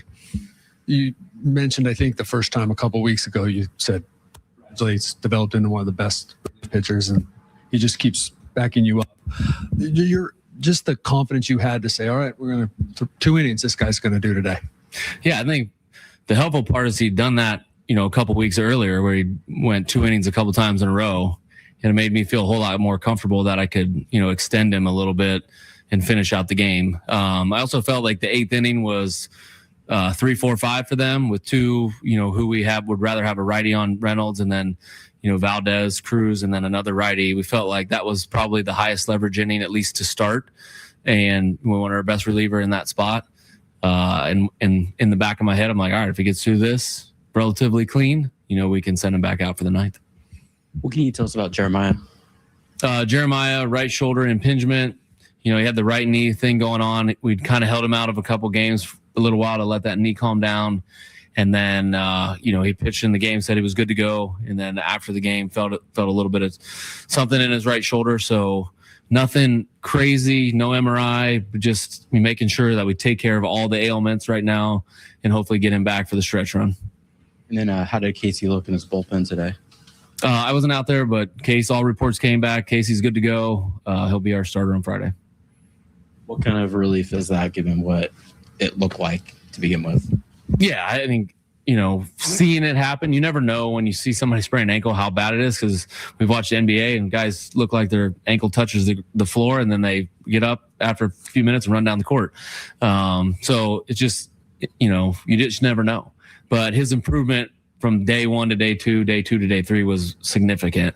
And that made us feel a lot more comfortable that he was going to make the start.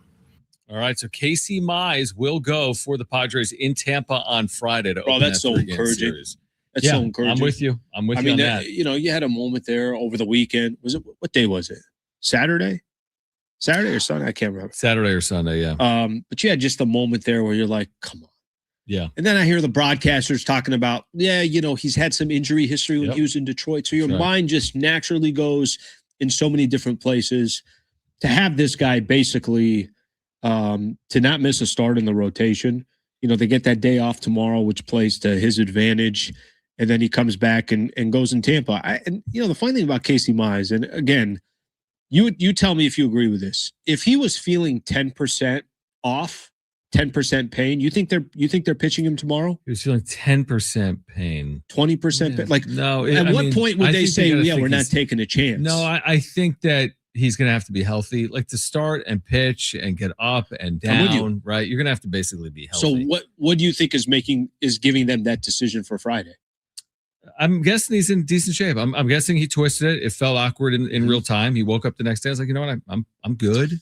We've all done treatment. That, they kind of went from there. I say that because between Casey Mize and Robbie Ray, these 2 additions, Casey Mize looks like give this dude the ball in a playoff game and let him go. It gives me that at least that's what the type of stuff that it looks like that he has. And I think that series against Tampa is like a great, hey, here's a playoff starter that we would be using against one of these squads, whoever they play. If they played Atlanta, that. And I think Casey Mize is getting the ball pretty early in a series, a playoff series. So I'm kind of curious to see how that would look on Friday. And hopefully there is absolutely no, portion of him that's not 100% healthy. Yeah, I mean, Maybe not I'm 100, with you but- in terms of like treating it like a playoff preview, where it's a 3-game series. You're going to play a team maybe of the ilk of Tampa on the road, potentially, maybe not as good as Tampa, but you're going to face good pitching. To your point, we made a note earlier today that the Padres are 1-12 against basically the top 7 starters in the National League this year. When they face guys like Scooble and Skeens and others, Yamamoto, they're 1-12 in those games this year. Wheeler, Sanchez, right? They're 1-12 in those games. So now you're going to Tampa. You're facing a similar caliber of starting pitcher each and every game. Can you win 2 of those games? Can you win 2 of those games? We're going to find out. And you're going to feel, I mean, the way you would feel off of, again, going up against a team like that. I mean, hell, they swept the Brewers. How the hell did you feel after they swept the Brewers? We felt really good. I mean, there's this, okay, hey, do it against squads that you might face in the postseason. And listen, they've slipped. Nobody's saying that they haven't slipped over this last week or so. They slipped against the Mets. They slipped against the Pirates. So nobody's I think it's safe to say we're all acknowledging that. You know how we've been talking about the D-backs and Giants and how the D-backs are 8-1 against San Francisco this year, but it's still baseball. The Giants today against the Reds had a 9-3 ninth inning lead and lost.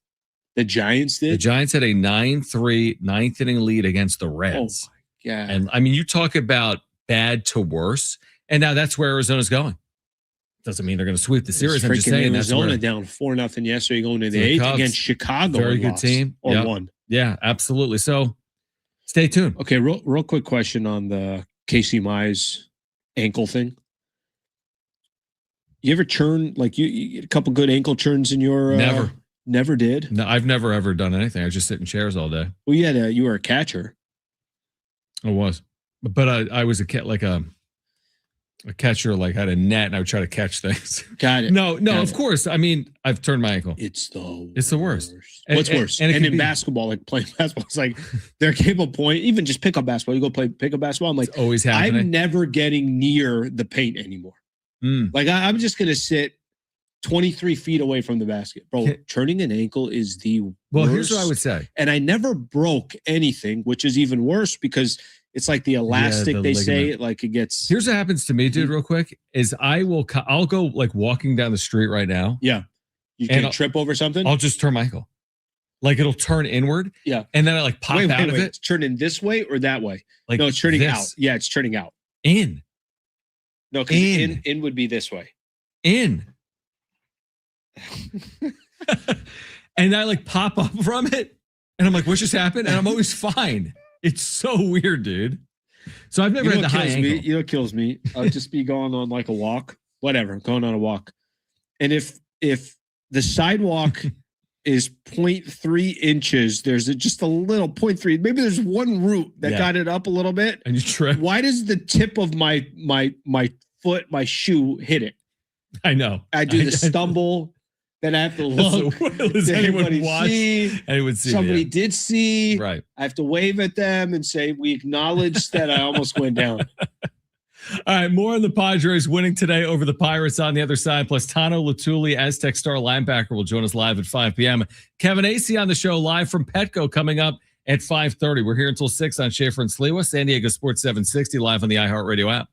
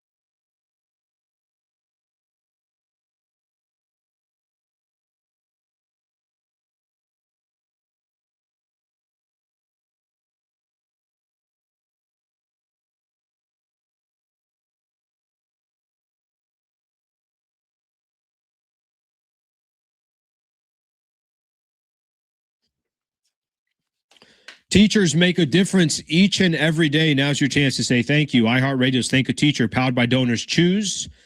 Nominate an outstanding public school teacher who's gone above and beyond for students. They could be one of our $5,000 winners for classroom supplies and resources. Teachers give so much. Now it's our turn to give back. Nominate a teacher now at iHeartRadio.com/teachers. All right, so the Padres are going to enter the weekend one game up on Arizona. Tano Letuli, Aztec linebacker, will join us in 13 minutes at 5 p.m. Kevin Acee will join us as well, coming up at 5:30 in that 5 o'clock hour. I can't reference anyone other than Arizona, right? When we talk about the National League and where the Padres are standing. No, I want you to go wherever you want to go. Okay, but this is what I was going to say. That as we look at the wild card race right now with 28 games to play, the Padres are 2 games behind the Phillies and 1 game up on Arizona. And I think we've reached the point where everything else, correct me if I'm wrong, is anything behind Arizona relevant? To me, it's not. Miami's 4.5 games behind San Diego. And then is anything in front of Philadelphia relevant, even though I said it was 2 days ago? I think I've reached the point where, like, is it relevant that the Cubs are 4 games up on the Padres? What happened to Philly? Wasn't Philly closing in on some teams? No, I think Philly and Chicago is still there. Philly and Chicago. As in, not for the Padres, as in, like, Philly can still catch Chicago. Oh, I got you. No, but from a Padres perspective? Padre perspective, you're grabbing the final wild. Here's my issue with talking about the Phillies. I still think Phillies are really good. And they got the tiebreaker over you. True. So I think that in itself, the tiebreaker is kind of like harder. that's why it makes the Arizona conversation so much more interesting too. They're 5-5 in the 10 games they've played against each other. So you got that. Dude, imagine 162 if it came down to the 162nd game. You have such a disadvantage going into the postseason if that happens. You have a choice. That's just going to be the situation. But I think what you said earlier, that's why, even to me, I think I said to you, you're like, hey, I want this thing locked up before that series starts. I just want Saturday and Sunday to where those games don't matter. It's only a 1 day difference, but I see your point, right? Because I'm saying I want it by Friday. Mm-hmm. You're saying you want it by Saturday. By Saturday, you're like, you feel like I got enough time to line up what I need to line up. And right. even if it's a little funky because King had to start on a Friday, it's okay. I could get King in game 2. Like, there's a way to do it to where I think they'd still be okay. But if you had to go 162 and it's coming down to the final game, you're using, of course, everybody. Monday, you don't start the wild card, right? You start the wild card on a Tuesday. I'm pretty you get sure. a day off. I'm pretty sure it's a Tuesday. They announced this, and I think some start on a Wednesday. I think it's something like that. Yeah, I think you're right. But that's part of the issue with the Padres every year. It's like you got to do so much just to get in. There is a part of it where some of these guys could be gassed by the time you even get to the playoffs. Here's what's interesting. Take our chances, but here's what's interesting. So if, again, this is so theoretical, but let's fast forward for a moment. Mm-hmm. You're still 1 up entering that series, but you're not. Because if you end up tied, you've lost. Because that means they've taken 2 or 3. And they'll get the tiebreaker. So you're not even 1 up. When entering the series 1 up, you're just playing a head-to-head series. You are playing a series to move on. The winner of the series moves on. Right. If you're up 2, then you can end it on Friday. Because if you're up 2, you win. You're up 3 with 2 to play. So that's the difference between being up 1 or up 2 is if you're up 1, you're playing a playoff series to get into the playoffs. 100%. So that means your postseason already started. Yeah, and that's where you're using everyone. Michael King and there Casey is Mize. and you can't get cute. Like I've seen some of these teams, in a sense, like they do try to get cute in a postseason game. It's like, you ain't got tomorrow. And if you could lock up one game, you got to lock it up. And that's kind of the position they're going to be in. And by the way, that doesn't mean that. I mean, look at the series against Pittsburgh. Do you think they played Monday night as if it was a playoff game? Brother, I think they treated it like a playoff game. Yeah, look at how they used their bullpen. Do you think they played yesterday like it was a playoff game? I know they did. They did. Yeah. Adrian Morejon is putting in how many innings right now? A lot. Mason Miller, obviously, they're using him the way they are. Michael King went 7 yesterday. Like that, there is a little bit of, and today was almost by default. You had to just piece it together, and luckily there wasn't this big hit from Pittsburgh that ever affected them. Yeah, it's like this is what we're gonna do for the final month, Alan. We're gonna, every single day is gonna, every day it's like sky is falling or everything's great. A little bit at this point with 28 to go. Yeah. what number do they hit if they're up that you're like, I feel comfortable? I mean, 4. It's funny because I was, what game was it? Oh, it was Monday night when bases are loaded, the 2 walks and Jackson 1 Merrill's out. up. And I'm like, I'm putting my hands up. Feet are starting to go up Right. too. I'm like, Like, they're about to games go up. up 3, and Arizona still got to deal with Chicago for 2 more games. Mm-hmm. I was starting to like feel like the cushion is starting to come. So would you feel That changed comfortable quick. right now if I told you they were up by 3 games? You'd be like, oh, this is happening. Not it's happening, but 3 games is like that's a real cushion. Like that's a real, we can screw up a little bit and still be okay. Right. And, I would and say that's all gone. I would say 4. As in, if they go up 3, let's say they Sure. take the first 2 in Tampa. I know. And so it could change so quick. It Yeah. could change quick. So I would say if you go up 4 games, but here's the I thing. mean, last year, you saw the way they played in September. They played terribly. That, by the way, the way they finished the season was why they didn't move. They didn't make any noise in the postseason. That's why they were in Chicago. They were in Chicago. I mean, they there was a division. point where they had an opportunity at the division. I know there was at one point, I forget the date. Darren Smith had said, so we were having a conversation about this one time. It was like August 24th or something like that. Dude, the Dodgers won 93 games last year. Mm-hmm. The Padres should have, with a good September, I know. won the division. They finished 3 games out playing terribly in September. They did not play well. And the worst part is they made so many moves at the deadline that like there was no reason why they weren't gonna close out the final month of the season performing on a high note. At the very worst, they should have had home field in that wild card round, which I think would have been the difference.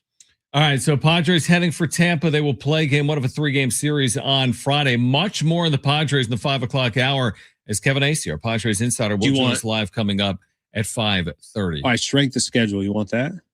No, not really. What do you got? Where 15th, Padres 15th. Remaining Arizona? schedule, Arizona 24th easiest. Wait, no, 24th easiest or 24th toughest? 24th toughest. So 6th or 7th easiest. Yes. Okay, so the Diamondbacks have an easier remaining schedule than the Padres on paper. Only 5 or 6 teams have an easier schedule for them the rest of the way. This Yeah, I didn't know that. By the way, I didn't know that. The I final just series of the seen year. that. All right, Tano Letuli, Aztec star linebacker, recently named a 3-time captain, the first 3-time captain at SDSU since Kevin O'Connell, the current Vikings head coach, all the way back in the mid-2000s. Tano Letuli scheduled to join us live on the other side. Kevin Acee will join us coming up at 5:30. So stay with us on Schaefer and Sliwa, San Diego Sports 760. We are live on the iHeartRadio app.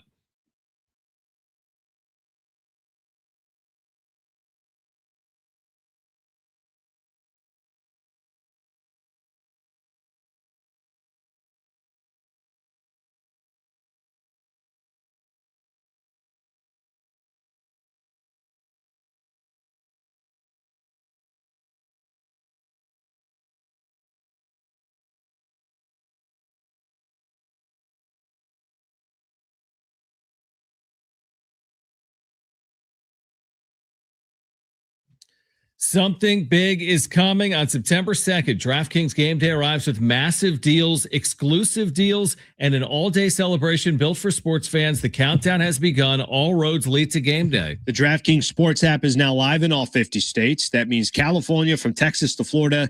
Every fan is in on the excitement. One app, every sport, all 50 states. DraftKings Game Day is yours. Remember the date, September 2nd. DraftKings Game Day is the kickoff of a new season, a new era, and the biggest day in sports history. Get pumped and get ready to celebrate. New DraftKings customers sign up with the code SD760. Spend $5 to get $200 in rewards within 21 days. That's code SD760. In partnership with DraftKings, the crown is yours. Event trading offered by DraftKings Predictions, a CFTC registered introducing broker. Trading involves risk of loss. Market availability varies. Eligibility restrictions apply. $50 every 7 days via click to claim. Issued in non-withdrawable predictions dollars that expire in 1 year. Terms dkng.co/predictions promo. Nationwide based on sportsbook predictions and free-to-play sports contest availability. Varies by state.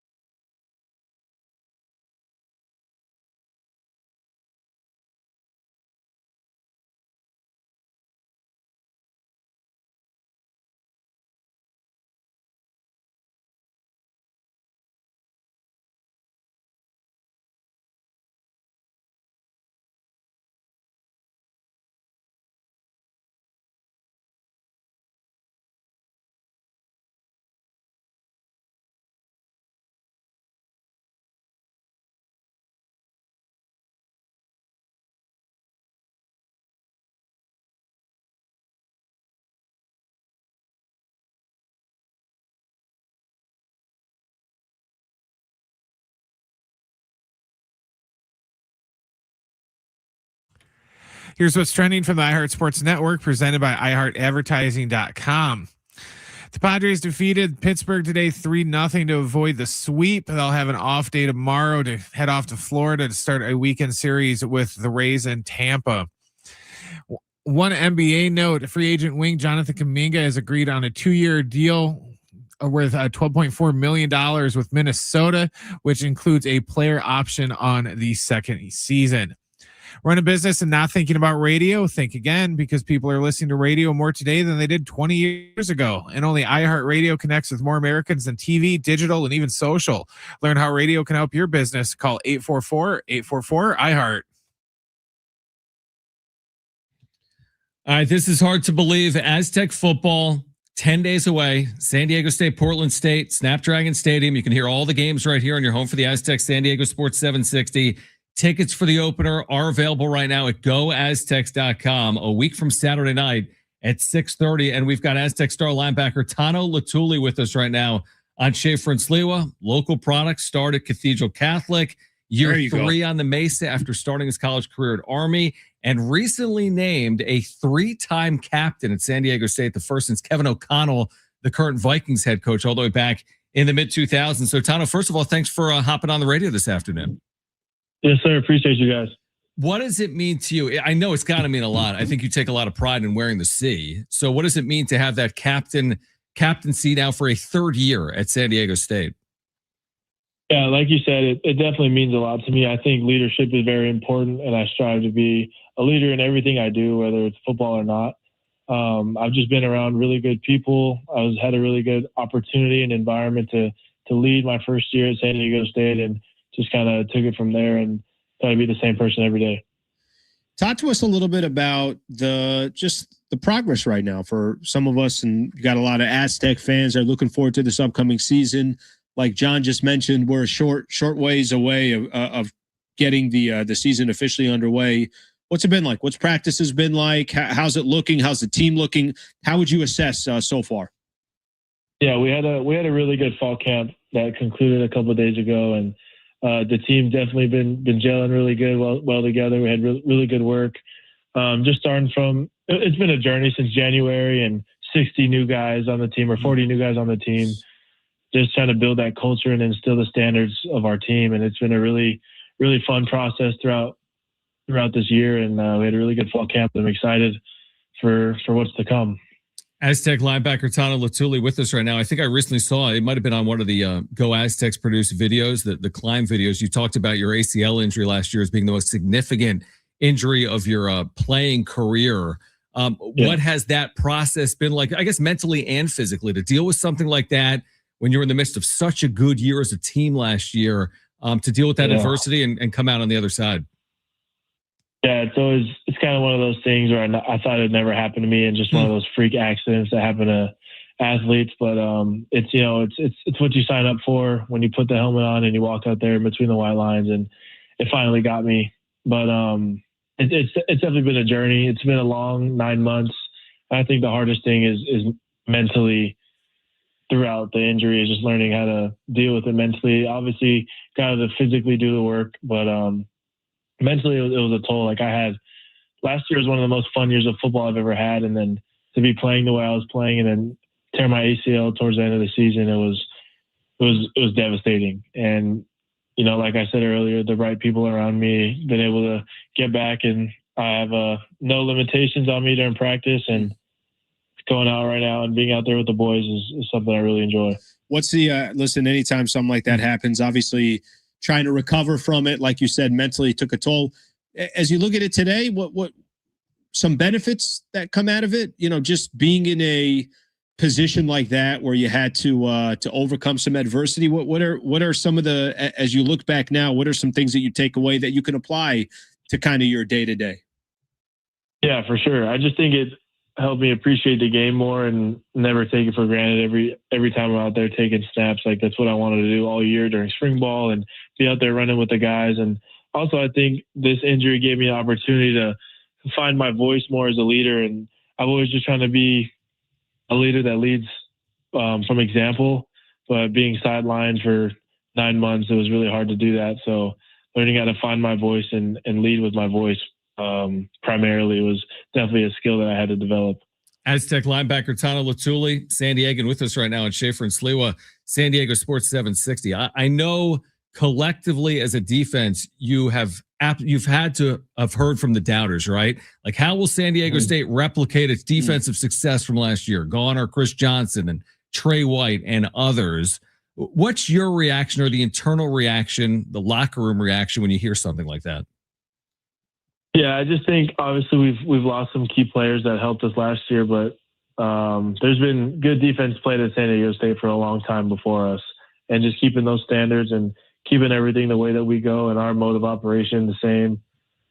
We don't expect any fall off or any detour in our progress from last year. And I think that we have the right guys to do it again, and I'm excited. Tano, just, as you do get ready, this is going to be the start of the new Pac-12. San Diego State, obviously part of the mix there. You're a San Diegan, representing the entire city at the same time, just as much as you're representing San Diego State University. Just how important is this year coming up for you? And as you look at some of the challenges in front of the team and some of the competition, how much are you looking forward to it? And again, just how critical do you think this is as the first year San Diego State gets its first year under the Pac-12? Yeah, I think this year is huge for me. I think there's a lot of opportunity this year in general, for whether it's personal or team wise. Like, obviously it's personal for me coming back from my injury and kind of making a statement that I'm still the same player as I was before. And then as a team, just that first opportunity in the Pac-12, like you're saying, and really setting the tone for what the Aztecs are going to bring in this conference. I think it's really important. I think the team knows the importance of this year, and we're ready to go. So what's it like to have Demetrius Sumler now as your defensive coordinator? He's been on staff for a long time. He's obviously been with your defense for your 2+ years now at San Diego State. What's that transition been like? Oh, he's been awesome. Coach Sum went to the same high school, so I've known him for quite some bit. And he's a great coach. His philosophy is awesome, and his playing under him and his defense has been really, really fun. He's been doing a great job. Correct me if I'm wrong. So he's your DC. You obviously are the star linebacker. You both play tailback as well, isn't that correct? At Cathedral Catholic? Yeah, that's crazy. Yeah. So at Catholic, you played both ways, obviously at Catholic at times. Yes, sir. All right. Yes, sir. Very cool.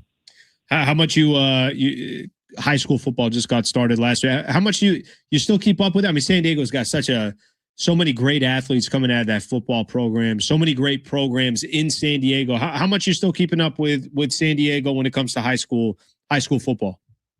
I just really keep up with my Dons, man. I'm very well connected with that school still, and pay attention. I still care a lot. So whatever they do was what I know, and that's about it. Final one for me would be, you talked about your leadership skills, being a 3-time captain at San Diego State. How much of the leadership is just inherent, like you're born with it? How much of it was established when you spent that year at Army at West Point? Yeah, I feel like I've always been a leader in whatever it was kind of growing up. It's just kind of that, like you said, it's also just like an inherent thing. I truly believe, but kind of that time at Army was definitely exposed, and I learned a lot of like the dichotomy of leadership and the uncomfortableness, because I was in a completely different environment of what I was, and having to lead your peers and being in charge of your own peers while everyone has the same goal. It was very difficult, but I think, hello? Yeah, go ahead. Sorry about that. I just think that having to lead in a militant environment was really good for me as well. Like getting off the field and having to lead in different ways. That was definitely cool to learn. Tano Letuli joining us here, San Diego State University. Final one for me as well, as you've kind of seen this, I guess you can call it maybe a progression. I'd love to hear what's been the difference. Sean Lewis, when he was first-year head coach with San Diego State, and now that we're sitting here as he's getting ready for his third year as well. What are some of the things that you've seen from Sean Lewis over these last couple of years as, again, part of his ability to try to take San Diego State to the next level? Yeah, I think ever since from the moment I stepped in the door, Coach Lewis has been relentless, and relentless in which we're trying to be an elite program and chase greatness. And I don't think that aspect of him has changed at all. I think he's done a great job of learning with the people around it. We have a tremendous staff that does a great job, and him along with our staff has done a really good job of just trying to improve in every single way possible that we could have from when we started as a team and went from that 3-9 season, flipping it back to 9-3 last year. It's just his intent and consistency never went anywhere, but the way we did things could be different, and the way we practice and the way we rest, the way we recover. He takes into account all the little details, and I think it's obviously made a difference. We said last question, but I have to ask another, so I lied. What's it going to be like getting back on the field? When you think about 10 days from now, back at Snapdragon Stadium, there's always obviously nerves and everything that comes with the new season. What's it going to be like? Have you envisioned what that's going to feel like in 10 days? Yeah, I feel like I won't be too nervous. I think I'll obviously get those game day jitters, but I'm really excited to be out there and put that jersey on again and being in that stadium competing. That's just something I've been looking forward to do a lot. And through my preparation, I won't be nervous. San Diego State, Portland State, a week from Saturday at Snapdragon Stadium. Tickets at goaztecs.com for that opener, 6:30. You can hear it right here on 760. Tano, appreciate you taking time, and we'll see you in about a week at Snapdragon Stadium. Yes, sir. Appreciate you guys. All right, great stuff. Great stuff there from Tano Letuli, Cathedral Catholic. Every one of these guys we've had on, basketball and football, all of them just solid in speaking their case and kind of their journey and what they're looking forward to. Really good interview there. I think it's always special too, as you mentioned, high school football in San Diego County. There's so many San Diegans on San Diego State's team. Yep. So like, you always have pride to play for your team. Like I'm sure he'd be prideful if he was playing at the University of Nebraska, of course, a week from Saturday. But to be from here and then play here is extra unique. Yeah, and I think part of the hope is you get more San Diegans. There's so much talent in SoCal. They're not just in San Diego. But there's a ton in San Diego. I think that, one day if we can dream big too, it's like, can you be putting together a top 25 program and a lot of your stars are actually from San Diego, California? Like what now you're going outside of just Aztec fans and Aztec alum. You start kind of just representing, like you said, a lot of these high schools that are there as well, where you got such great athletes. Yeah, I just did a search on the web on their roster page for the word San Diego to see how often it was listed on the roster. San Diego, California, so hometown is listed 11 times on the roster, but I think San Diego proper high school players is in the 20s on San Diego State heading into 2026. All right, Kevin Acee will join us live at 5:30 with more on the Padres win over the Pirates today as they get ready for Tampa this weekend in Florida. On the other side, we haven't gotten to the wrap. We'll do that coming up on the other side here on Schaefer and Sliwa, San Diego Sports 760, live on the iHeartRadio app.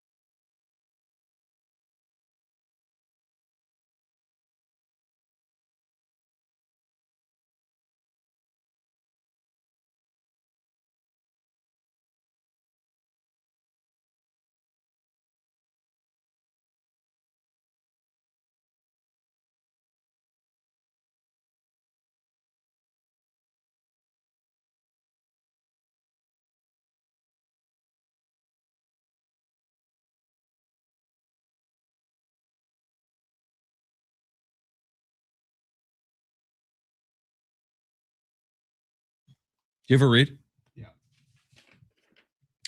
All right, SDFC is back home at Snapdragon Stadium Saturday night when they take on LA Galaxy. Our coverage with Adrian and Darren begins at 7 p.m. on your home for SDFC San Diego Sports 760. Big game coming up on Saturday. Oh, huge. Not big.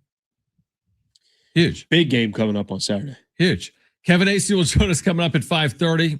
Let's get to this.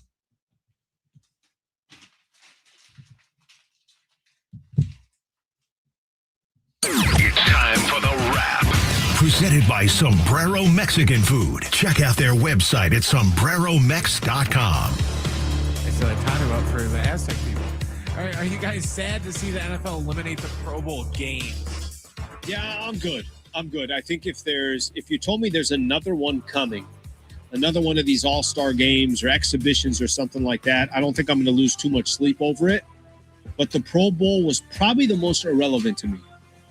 It died, and it died a while back. So I don't think there's going to be too many people concerned about it. And by the way, kind of shout out to the NFL, just saying, yeah, it's enough of this. Let's just move on. Here's the thing. Here's why I disagree. Remember last year's game? I do remember that. Oh, yeah. So good. And that's why I disagree. Remember the fourth quarter? Oh my God. Well, yes, I do, because remember the NFC won 66-52. And all the grass and the field goal. It was crazy. No, I'm not going to miss it. I'm not going to miss it. Who's going to miss it? Like, is there anybody like complaining today that how dare you get rid of the Pro Bowl? Is there any outrage? Yeah. Fans of dodgeball. Yeah. Is there any person? No, I don't think there is. All right. No one's going to miss it. Next question. Would you guys take a 3-3 road trip for the Padres? This is interesting. All right, so it's Tampa, and who's it? We say Cincinnati? Tampa and Cincy, yeah. Cincinnati's not good. Let me tell you something here. And do we know who Arizona has after San Francisco? No. They got anybody good or no? You're telling me their schedule's soft. They have Philly at home. Arizona does? Oh, listen to this. Arizona plays tomorrow. So there's a half game on the line tomorrow. They go Thursday, Friday, 2 on Saturday. Oh, okay, so they're going to be playing. Yeah. Let me just say this. I'll tell you, if you go 3-3, there's a good chance by the time the dust settles, you're either a half a game up or a half game back. Something like that, yeah. So that's what 3-3 gets you.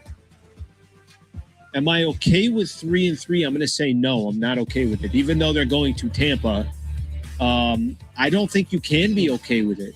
You're walking. Yeah. You're probably walking out. Tied. No, a half game out. Yeah, potentially. 4-2 requires. If you go 3-3, yeah, you're probably behind in the wild card race. Now they play Philadelphia. That ain't going to be easy. They probably go 3-3. Maybe they go 4-3. You're up a half game. It's tough. I mean, the alternative is you don't take 3-3 and you go 2-4 on the trip. Sure.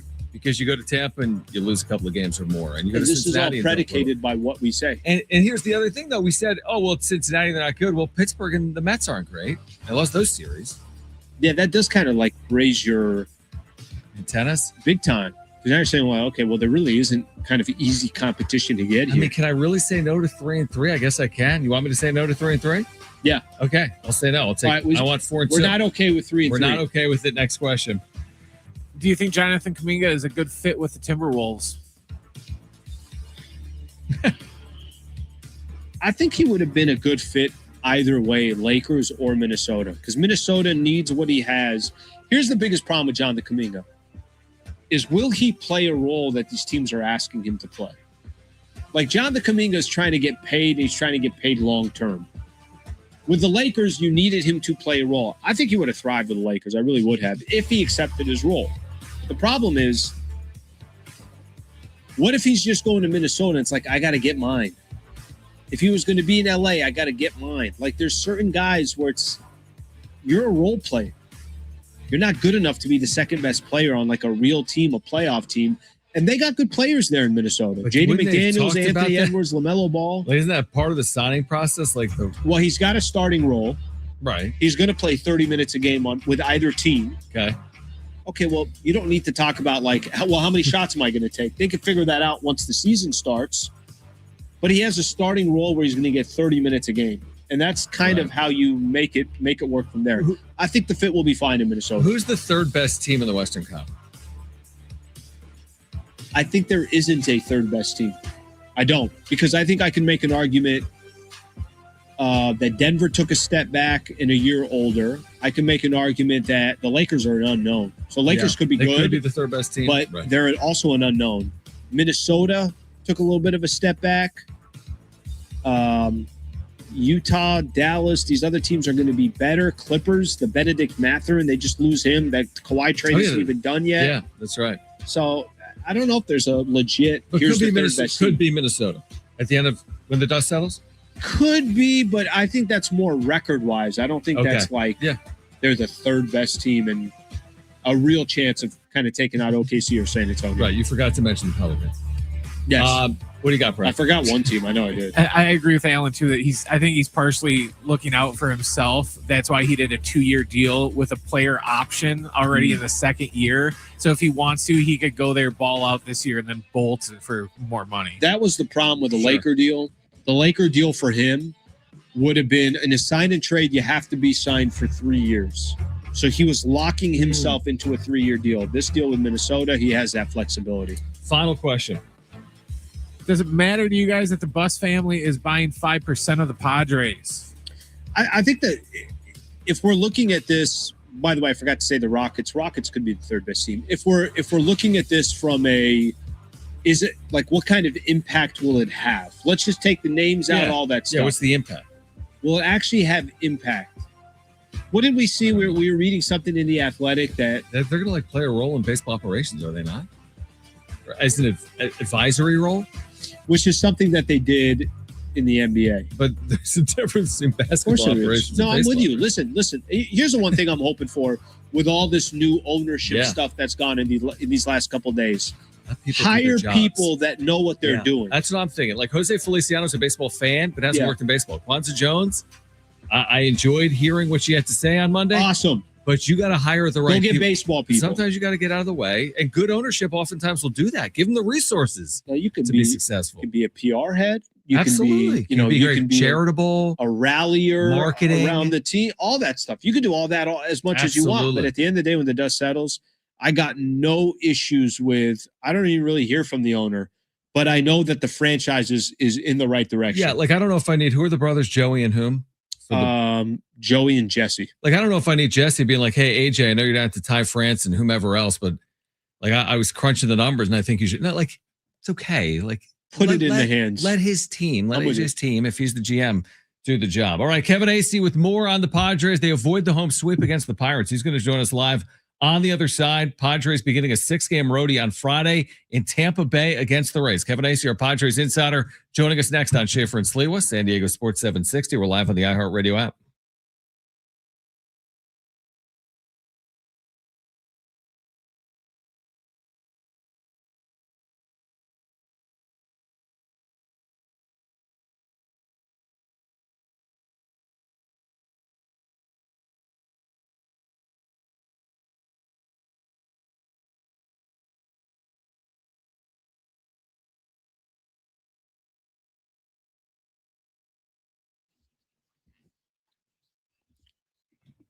Something big is coming on September 2nd. DraftKings Game Day arrives with massive deals, exclusive deals, and an all-day celebration built for sports fans. The countdown has begun. All roads lead to Game Day. The DraftKings Sports app is now live in all 50 states. That means California, from Texas to Florida. Every fan is in on the excitement. One app, every sport, all 50 states. DraftKings Game Day is yours. Remember the date.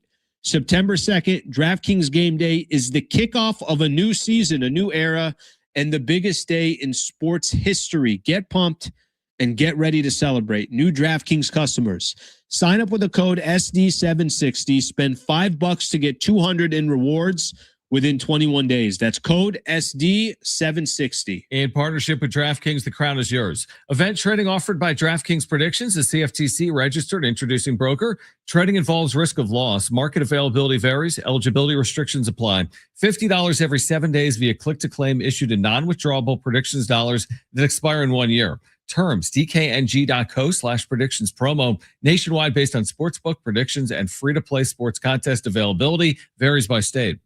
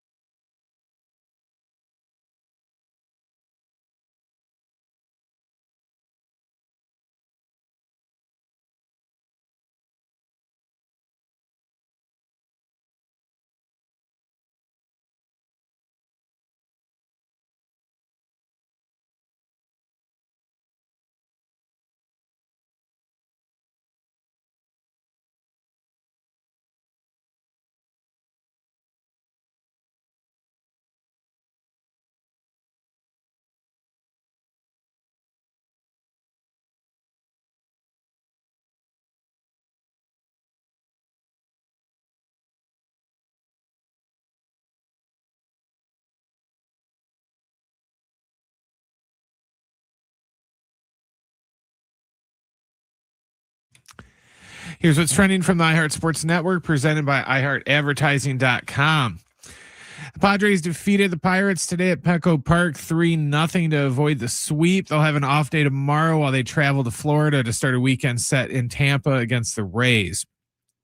In college sports news, the Big 12 has jumped in the fray now and joined suit with the SEC and the Big 12, saying that no pro athletes will be allowed to come back and play for any of their university sports teams.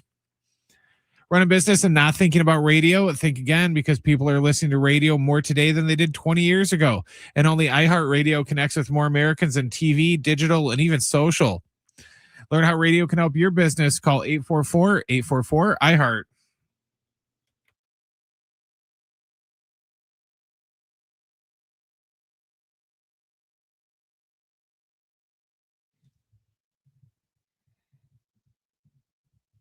All right, Kevin Acee with us. Padres avoid the home sweep at the hands of the Pirates. They shut out Pittsburgh this afternoon, 3-0. Kevin, always appreciate you taking time for us before you travel for Florida and Tampa. How critical was this with the way Arizona is playing, with what's to come, taking on the first place Rays in the AL East? How significant was today for San Diego?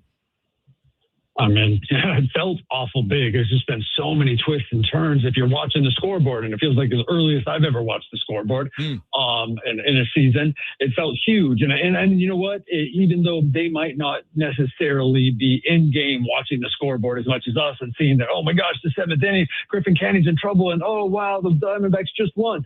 They certainly know where they're at and how tight this thing is. They also know they've got three really tough pitchers they're facing in Tampa coming up. And what happened the last two nights? I mean, they definitely felt like they needed this one. Kevin, what do you make of just the offense right now? And again, I think it's obviously been the difference, and it's one of the main reasons why the Padres got back on track and put themselves in a position for a wild card spot. But is it? Am I simplifying this too much, that the Padres will go based on how their offense goes? Gosh, I think it's a pretty good call. I mean, if I think you're making the assumption then that their pitching is going to be good, right? Like you're going to make that assumption, and then you're like, well, okay, so now what's going to happen? Are they going to be able to win 3-2? Are they going to be able to outscore the other team in a low-scoring game? Because that didn't happen this weekend against two really good pitchers. And look, I'm very aware that good pitchers who have been struggling often come in and somehow get well against the Padres, which is what Paul Skeens did. Now, I don't know that they had anything to do with him pitching his best game, his velocity being up, his command being far better than it has been for like 2 months. But that's a really good pitcher. Braxton Ashcraft's a really good pitcher. I noted this morning, if it were a playoff series or a wild card series, they'd have gone home after last night because they faced two playoff caliber pitchers and they couldn't come through. And so it's I don't want to say a problem, but it is certainly something to keep an eye on, and brace yourself for this weekend because they're facing three of the American League's best, I think. Is it early is not the right way to put it, but do you watch this Tampa series with that in mind of, hey, these are really good starting pitchers, that this caliber of starting pitching is what a postseason matchup could look like? Yes, I think we're to that point in the season, right? Like, even though it's this dual thing, right? You're not assuming the Padres are going to make the playoffs, but they are in playoff position and they are good enough to make the playoffs. So you have to be watching that. Now, also two things. They could get just smoked by the Tampa Bay Rays, but still make the playoffs because, they have some easier games left as well as some tough ones, but they got some easier games. And, the Diamondbacks, I think, play the Phillies at the beginning of the next week. And this thing's going to go up and down the whole way. And then the other thing you got to keep in mind is, okay, so they make the playoffs. They haven't done well. I mean, these streaky guys, like the only consistent one among the stars has been Tatis. Really, after his poor start, he's been fairly consistent for 3 months. The other two guys, super streaky. They could turn it on the last week of the season. We could be super down on them, like like if they're still in a slump, but somehow their pitching's been great and they're in playoff position, all of us will be talking about, oh boy, this isn't going to go well in October. When are we going to learn that none of us know this game? It's crazy, but everything you're saying, absolutely legitimate concern. It's a great point about the game, by the way, of baseball and how it's so confounding. It's so stupid. I was saying that last night on the wrap-up show. I'm like, it's like a Shakespearean line. Like, it's like nobody knows. And nobody really knows what we're watching. To put a bow, though, on the opponent starting pitching conversation, like facing good pitching. Of course, all teams theoretically struggle against the best pitching in the game. I don't even know the accuracy of this, but I was tagged in something on social media, Kevin. Like Skubal, Sanchez, Wheeler, Skeens, Mizorowski, Sale, Yamamoto, Ohtani. I mean, this is elite of elite. The Padres in those 13 games are 1-12. Are we reading it all into that? If they, when you're facing the best, you haven't been near the part. Does that mean anything to you or not? Well, I don't know. And now, damn you, because I'm going to go ahead and do that on the plane tonight. What are other teams? I was tracking it early in the season. Okay. I was tracking it early in the season, and I've lost track, and it'll be quite the project. But we do this as media, and we definitely do this as fans. We look at things in a vacuum. Okay, the Padres are 1-12 against those, and they've struggled. It's been ugly. Yeah. But what are other teams against those starters? So, good point. Yeah. I'm not going to be at all surprised if when it comes down to it, the Padres have been near the worst against those starters. Not going to be at all surprised. I'm the one that watches this team, virtually every game, and virtually every inning, and then goes home and studies it. But I can't make an informed statement about that without knowing how those other teams did it. What I will say, regardless of what we find out when we do this little study, the Padres have got to find a way to get better, to either get those starters out, which they have done, get those starters out earlier, be that with like a really long fifth or a really long sixth inning, then they get to the bullpen. They've been remarkably good against relievers, even good ones.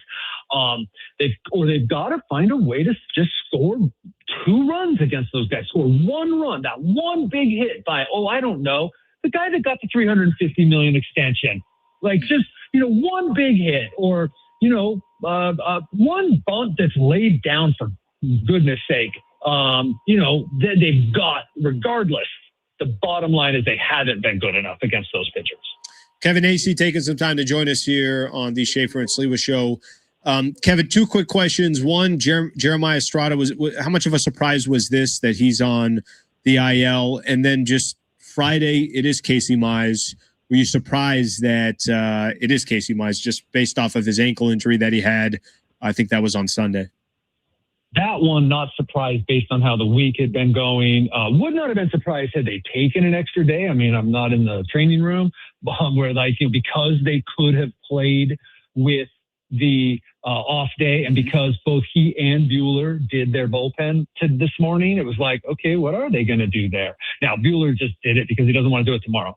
It turns out, right? Like that's what I knew at the time, that sometimes guys just don't want to go in to, he doesn't want to go to Tropicana Field tomorrow and do his bullpen. So he did his bullpen today. Guys do it all the time. So that one's not necessarily surprising. Jeremiah, I'm very hard on myself in terms of, gosh, had I seen some signs of this? In talking with Jeremiah last week in New York, it was like, and he's pitched subsequently, he pitched since then, but and then seeing that he wasn't used against, I'm losing track of the season. Whatever, Minnesota. He didn't pitch against Minnesota when there was at least once that he fit into that lane. I really should have maybe done a little more investigation on that and seen this coming based on things Jeremiah said, the other people have said, and the fact that he was used in desperation in the 12th inning on Monday. That's it. It sort of seemed headed here in hindsight. Kevin, is Manny Machado healthy? I mean, as healthy as he can be. Listen, I don't get to, there's times that Manny, he's not exactly telling us when he's in the trainer's room, but I'm around enough and talk to enough people. This does not seem to be any different than, say, 2022. He's actually probably might be healthier. This is not a 23 situation right? The end of the year, guys just barely making it. He's, getting every 3 days off and DHing exclusively the last month and a half. This is not that situation. He's got the finger thing, which I think he's had it before, and it's very similar. You remember Juan Soto back in 2023, and it was this weird period where the guy kept shaking his hand. It was like, and then boom, it just went away and he played. This is that, like with the finger thing, the bruise. He's got to square up some balls, get some rest on that finger so it's not getting aggravated, the bruise on his index finger, so that it can heal up and he'll be fine. His lower half, whatever, be it the calf, there have been some things like watch him run. He's not great right now, but that's not why he's back to missing pitches in the middle of the strike zone. Kevin, was the news, and you could tell us, what it means, if it means anything, but it was announced today that Bus Sports Capital is joining Kwanzaa Jones and Jose Feliciano. Obviously, that's Joey and Jesse Bus, longtime owners and part, of the family up there in Los Angeles with the Lakers. Any surprise there? And just if you think there's any significance to that announcement, looks like a 5% stake in the Padres. Yeah, that makes him like the fourth or fifth biggest owner, if that. And that's not to decry it or to decry their experience in sports. I think we know that like their role in the Lakers wasn't like gigantic, or I shouldn't say we know, but that's been our understanding. Someone with a 5% stake could conceivably have, a greater voice. Their press release that made it, because we knew they were going to be a part of it, right? But then they put out a press release and talked about how they can lend their expertise. That did make me curious, and I want to look into it. I don't anticipate it's that big of a deal. Like 5%. I mean, that's not a lot, and it's not. I mean, it's a lot of money for those of us on this phone conversation. It'd be a big stake if we had it, but we wouldn't have a say in the Padres. Now, that doesn't mean that this new ownership group isn't going to run things differently, or they don't have a relationship with the Buses, which they do. Like that, they're not going to take these guys into the fold. But I don't see the running of the team going much differently. Padres have 28 games remaining, and down the stretch they come. 28 games to play, 1 game up on Arizona for that final wild card in the National League. Kevin, appreciate you doing it. You and I will catch up tonight on the Padres Collective on YouTube, and safe travels to Florida. Thanks. Take care. All right.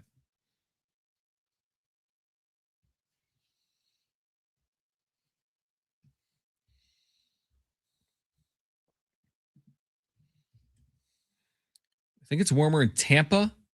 They play inside, or San Diego. I don't know, man. It's been hot as hell out here. That's what I was going to say. I think it might be warmer here. Probably less humid. Yeah, definitely there? less humid. I mean, it's always humid. Well, humid there, less humid here. Yeah. Okay. I'm going to look that up. But they're playing inside. They're playing inside. All right. We'll come back, put a bow on today's show. Get you ready again for this big series coming up in Tampa on Friday for the Padres. Also, SDFC with a huge opportunity this weekend. We'll discuss as well, plus a programming announcement for you, a guest for tomorrow. Stay with us on Schaefer and Sliwa, San Diego Sports 760. We're live on the iHeartRadio app.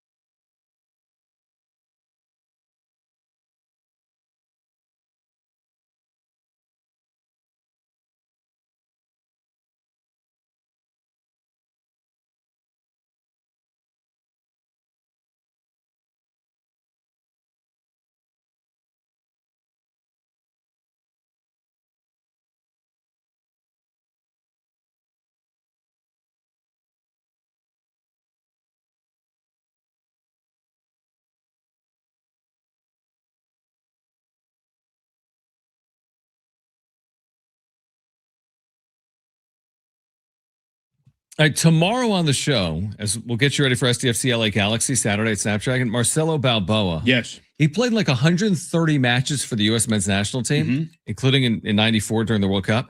Oh, big game. He also was a two-time All-American, I think, at San Diego State. Wow. Two-time All-American, 88, 89. In 87, San Diego State soccer team went to the national championship. He wasn't on that team. He was there at the 2 years afterwards. We've had him before. Yeah. But he was a former Aztec, played for the men's national team, Phenomenal. broadcasting for Apple. Break down that game coming up on Saturday between SCFC and LA Galaxy. The return of Chucky Lozano to San Diego as well. If I had to also join the show tomorrow. Oh, who do you have tomorrow? You'll be on the show too. I will be on the show tomorrow. That's right. Appreciate that. Yeah. Are you gonna be on the show tomorrow? Thank you so much. I'm out. I'm gone. Are you taking tomorrow? I got a question for you. Yeah. Just off the top of your head, you don't got to give this too much thought.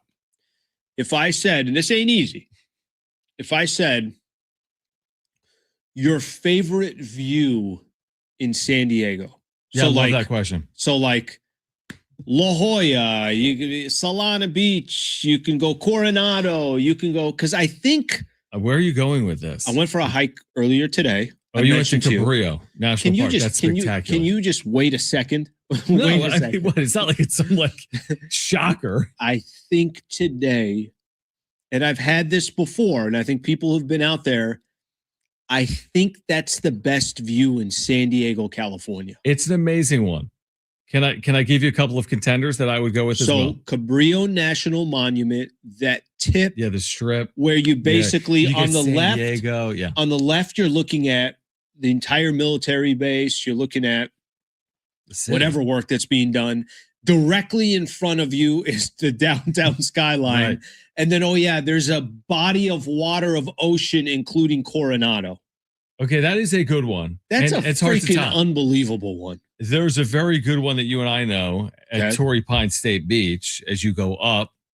Pretty. I mean, pretty I think one of the most iconic shots of San Diego, and you see it all the time with golf. You would have seen it with the NFL. You might see it in MLB playoffs. Yeah. Is that shot of Torrey? Mm-hmm. You know, the winding road looking up towards Torrey. Here's another one. This is sneaky. Wait, we might be on the same one. Where are you going? No, actually, I don't know if you're going this. You know where I'm going, dude? I'll tell you where I'm going. Well, I'm going. Okay, where you go first? You go first. Coronado.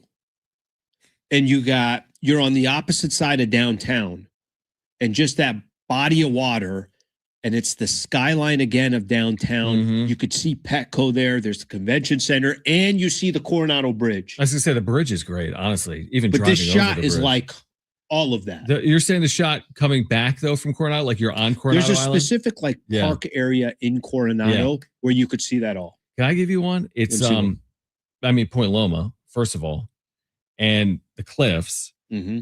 But Sunset Cliffs. Sunset Cliffs. Mm-hmm. But here, I'll even go further to a specific location. Okay. Point Loma Nazarene. You've been on their campus?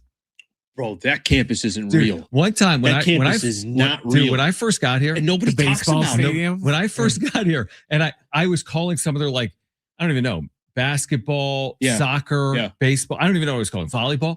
I go into their gym. Not even the baseball stadium is like, oh my gosh, what is this? Like you hit a ball into the ocean. No, it's on the ocean. But I have a photo in my phone right now from 9 years ago, 10 years ago, where I was in their gym and the door was just open. It was like if this door was open in our studio, water. And I looked out, it was like the sunset and the Pacific Ocean and the cliffs out of the gym's door.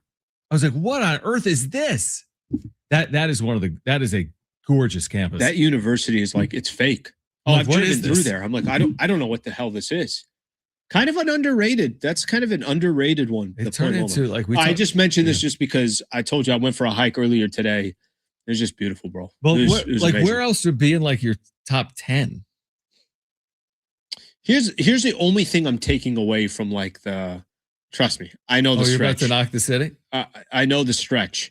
The whole Encinitas, Solana, Del Mar, La Jolla, The PB. only thing I take away, there's something about that downtown skyline that's included in some of these shots. Well, you get that in Point Loma too, by the way. That's what. Yeah, but that's kind of my point. My point is that you got these shots that are of the ocean that are unbelievable. What if I can give you water and the downtown skyline and Coronado Bridge? Yeah. There's some spectacular settings in San Diego. Yeah. It is really an amazing place. It was a How good did time we to get here? Oh, you went to Cabrillo today. Yeah, it was a good time to go. It was like 11:30. How do you always It have? wasn't- it What I've wasn't- noticed is you have like a 9-hour morning, even though there's not 9 hours to have. I'll tell you why. And I have like a 4-hour morning. Let me give it to you. I want to tell How? you. I'll tell you what happened. Very simple here. Live in LA for 15 years, and you now believe, like, when I look at my phone and something is 15 minutes away or 18 minutes away, You love that. it feels like I'm like I could just snap my fingers and I'm there. So I'm like, okay, well then I'm gonna go do that. I'm gonna go for a hike in this area of San Diego, and I'll figure out how the hell to get back in time to get here. Why didn't you just do that in LA? It's so easy to get us. So easy. around. I mean, if it was like 5 or 10 miles, that always means what, 5 or 10 minutes So every easy. time? In Pasadena, I would just like stay within a 3-mile radius. I'm not going anywhere. Never left. Just, You can't leave. By the I way, you never can't. left. I know. the way, you can't That leave. is honestly one of the best parts of San Yeah. Diego, that it is accessible like that. No, it was nice. It's beautiful out there. Well, I'll say this. I don't know how you're I think that's spending the as best much. shot. Every day, Alan's like, I call him, he's at the gym. And then I Yeah. see him here 3 hours later. He's like, oh, I just did a 12-mile hike of Cabrillo National Park. I'm like, how? You were at the gym, and then I see you here 2 hours later. Just got it. You're a mover and a shaker. No, I gotta sneak these in for my own mental health. Can I breathe some fresh air and see if No. I can? You have to worry constantly. That's what you need to do, like I do. Trust me, that's what I do. I go out there so I can just worry less for a quick second. Yeah, it's not a bad thing, truthfully. All right, we should do this again tomorrow. Do it again tomorrow. Do it Off again. day for the Padres, so lot to get into, a lot to talk about, and By the way, then a series. Then there's some real business this weekend. while you were at Cabrillo taking in the sights Okay. and the You were at sounds, San Diego I was State. at San Diego State. I was at Villas Arena. I was watching the Aztecs' second practice. Which day next week? You got to give me a day. Don't do it, brother. We're carpooling there. The 8th You and I day. are going together. We're going to go to San Diego State Yes, practice. We going got together. we got to do the double dip. We'll go to football, then we'll go to basketball. Okay. Boom. Next week. Take care of that. Next week, we'll do that. All right, we're everybody. back tomorrow. Marcelo Balboa, the former U.S. men's national team member, will join us. We'll get ready for SDFC and the LA Galaxy. We'll get you ready for the Rays and the Padres as well. If you missed anything today, sportssd.com. We are back tomorrow at Thank 3 you, p.m. everybody. For Brent and Alan, I'm John. Keep it there. San Diego Sports 760 live on the iHeartRadio app. Peace.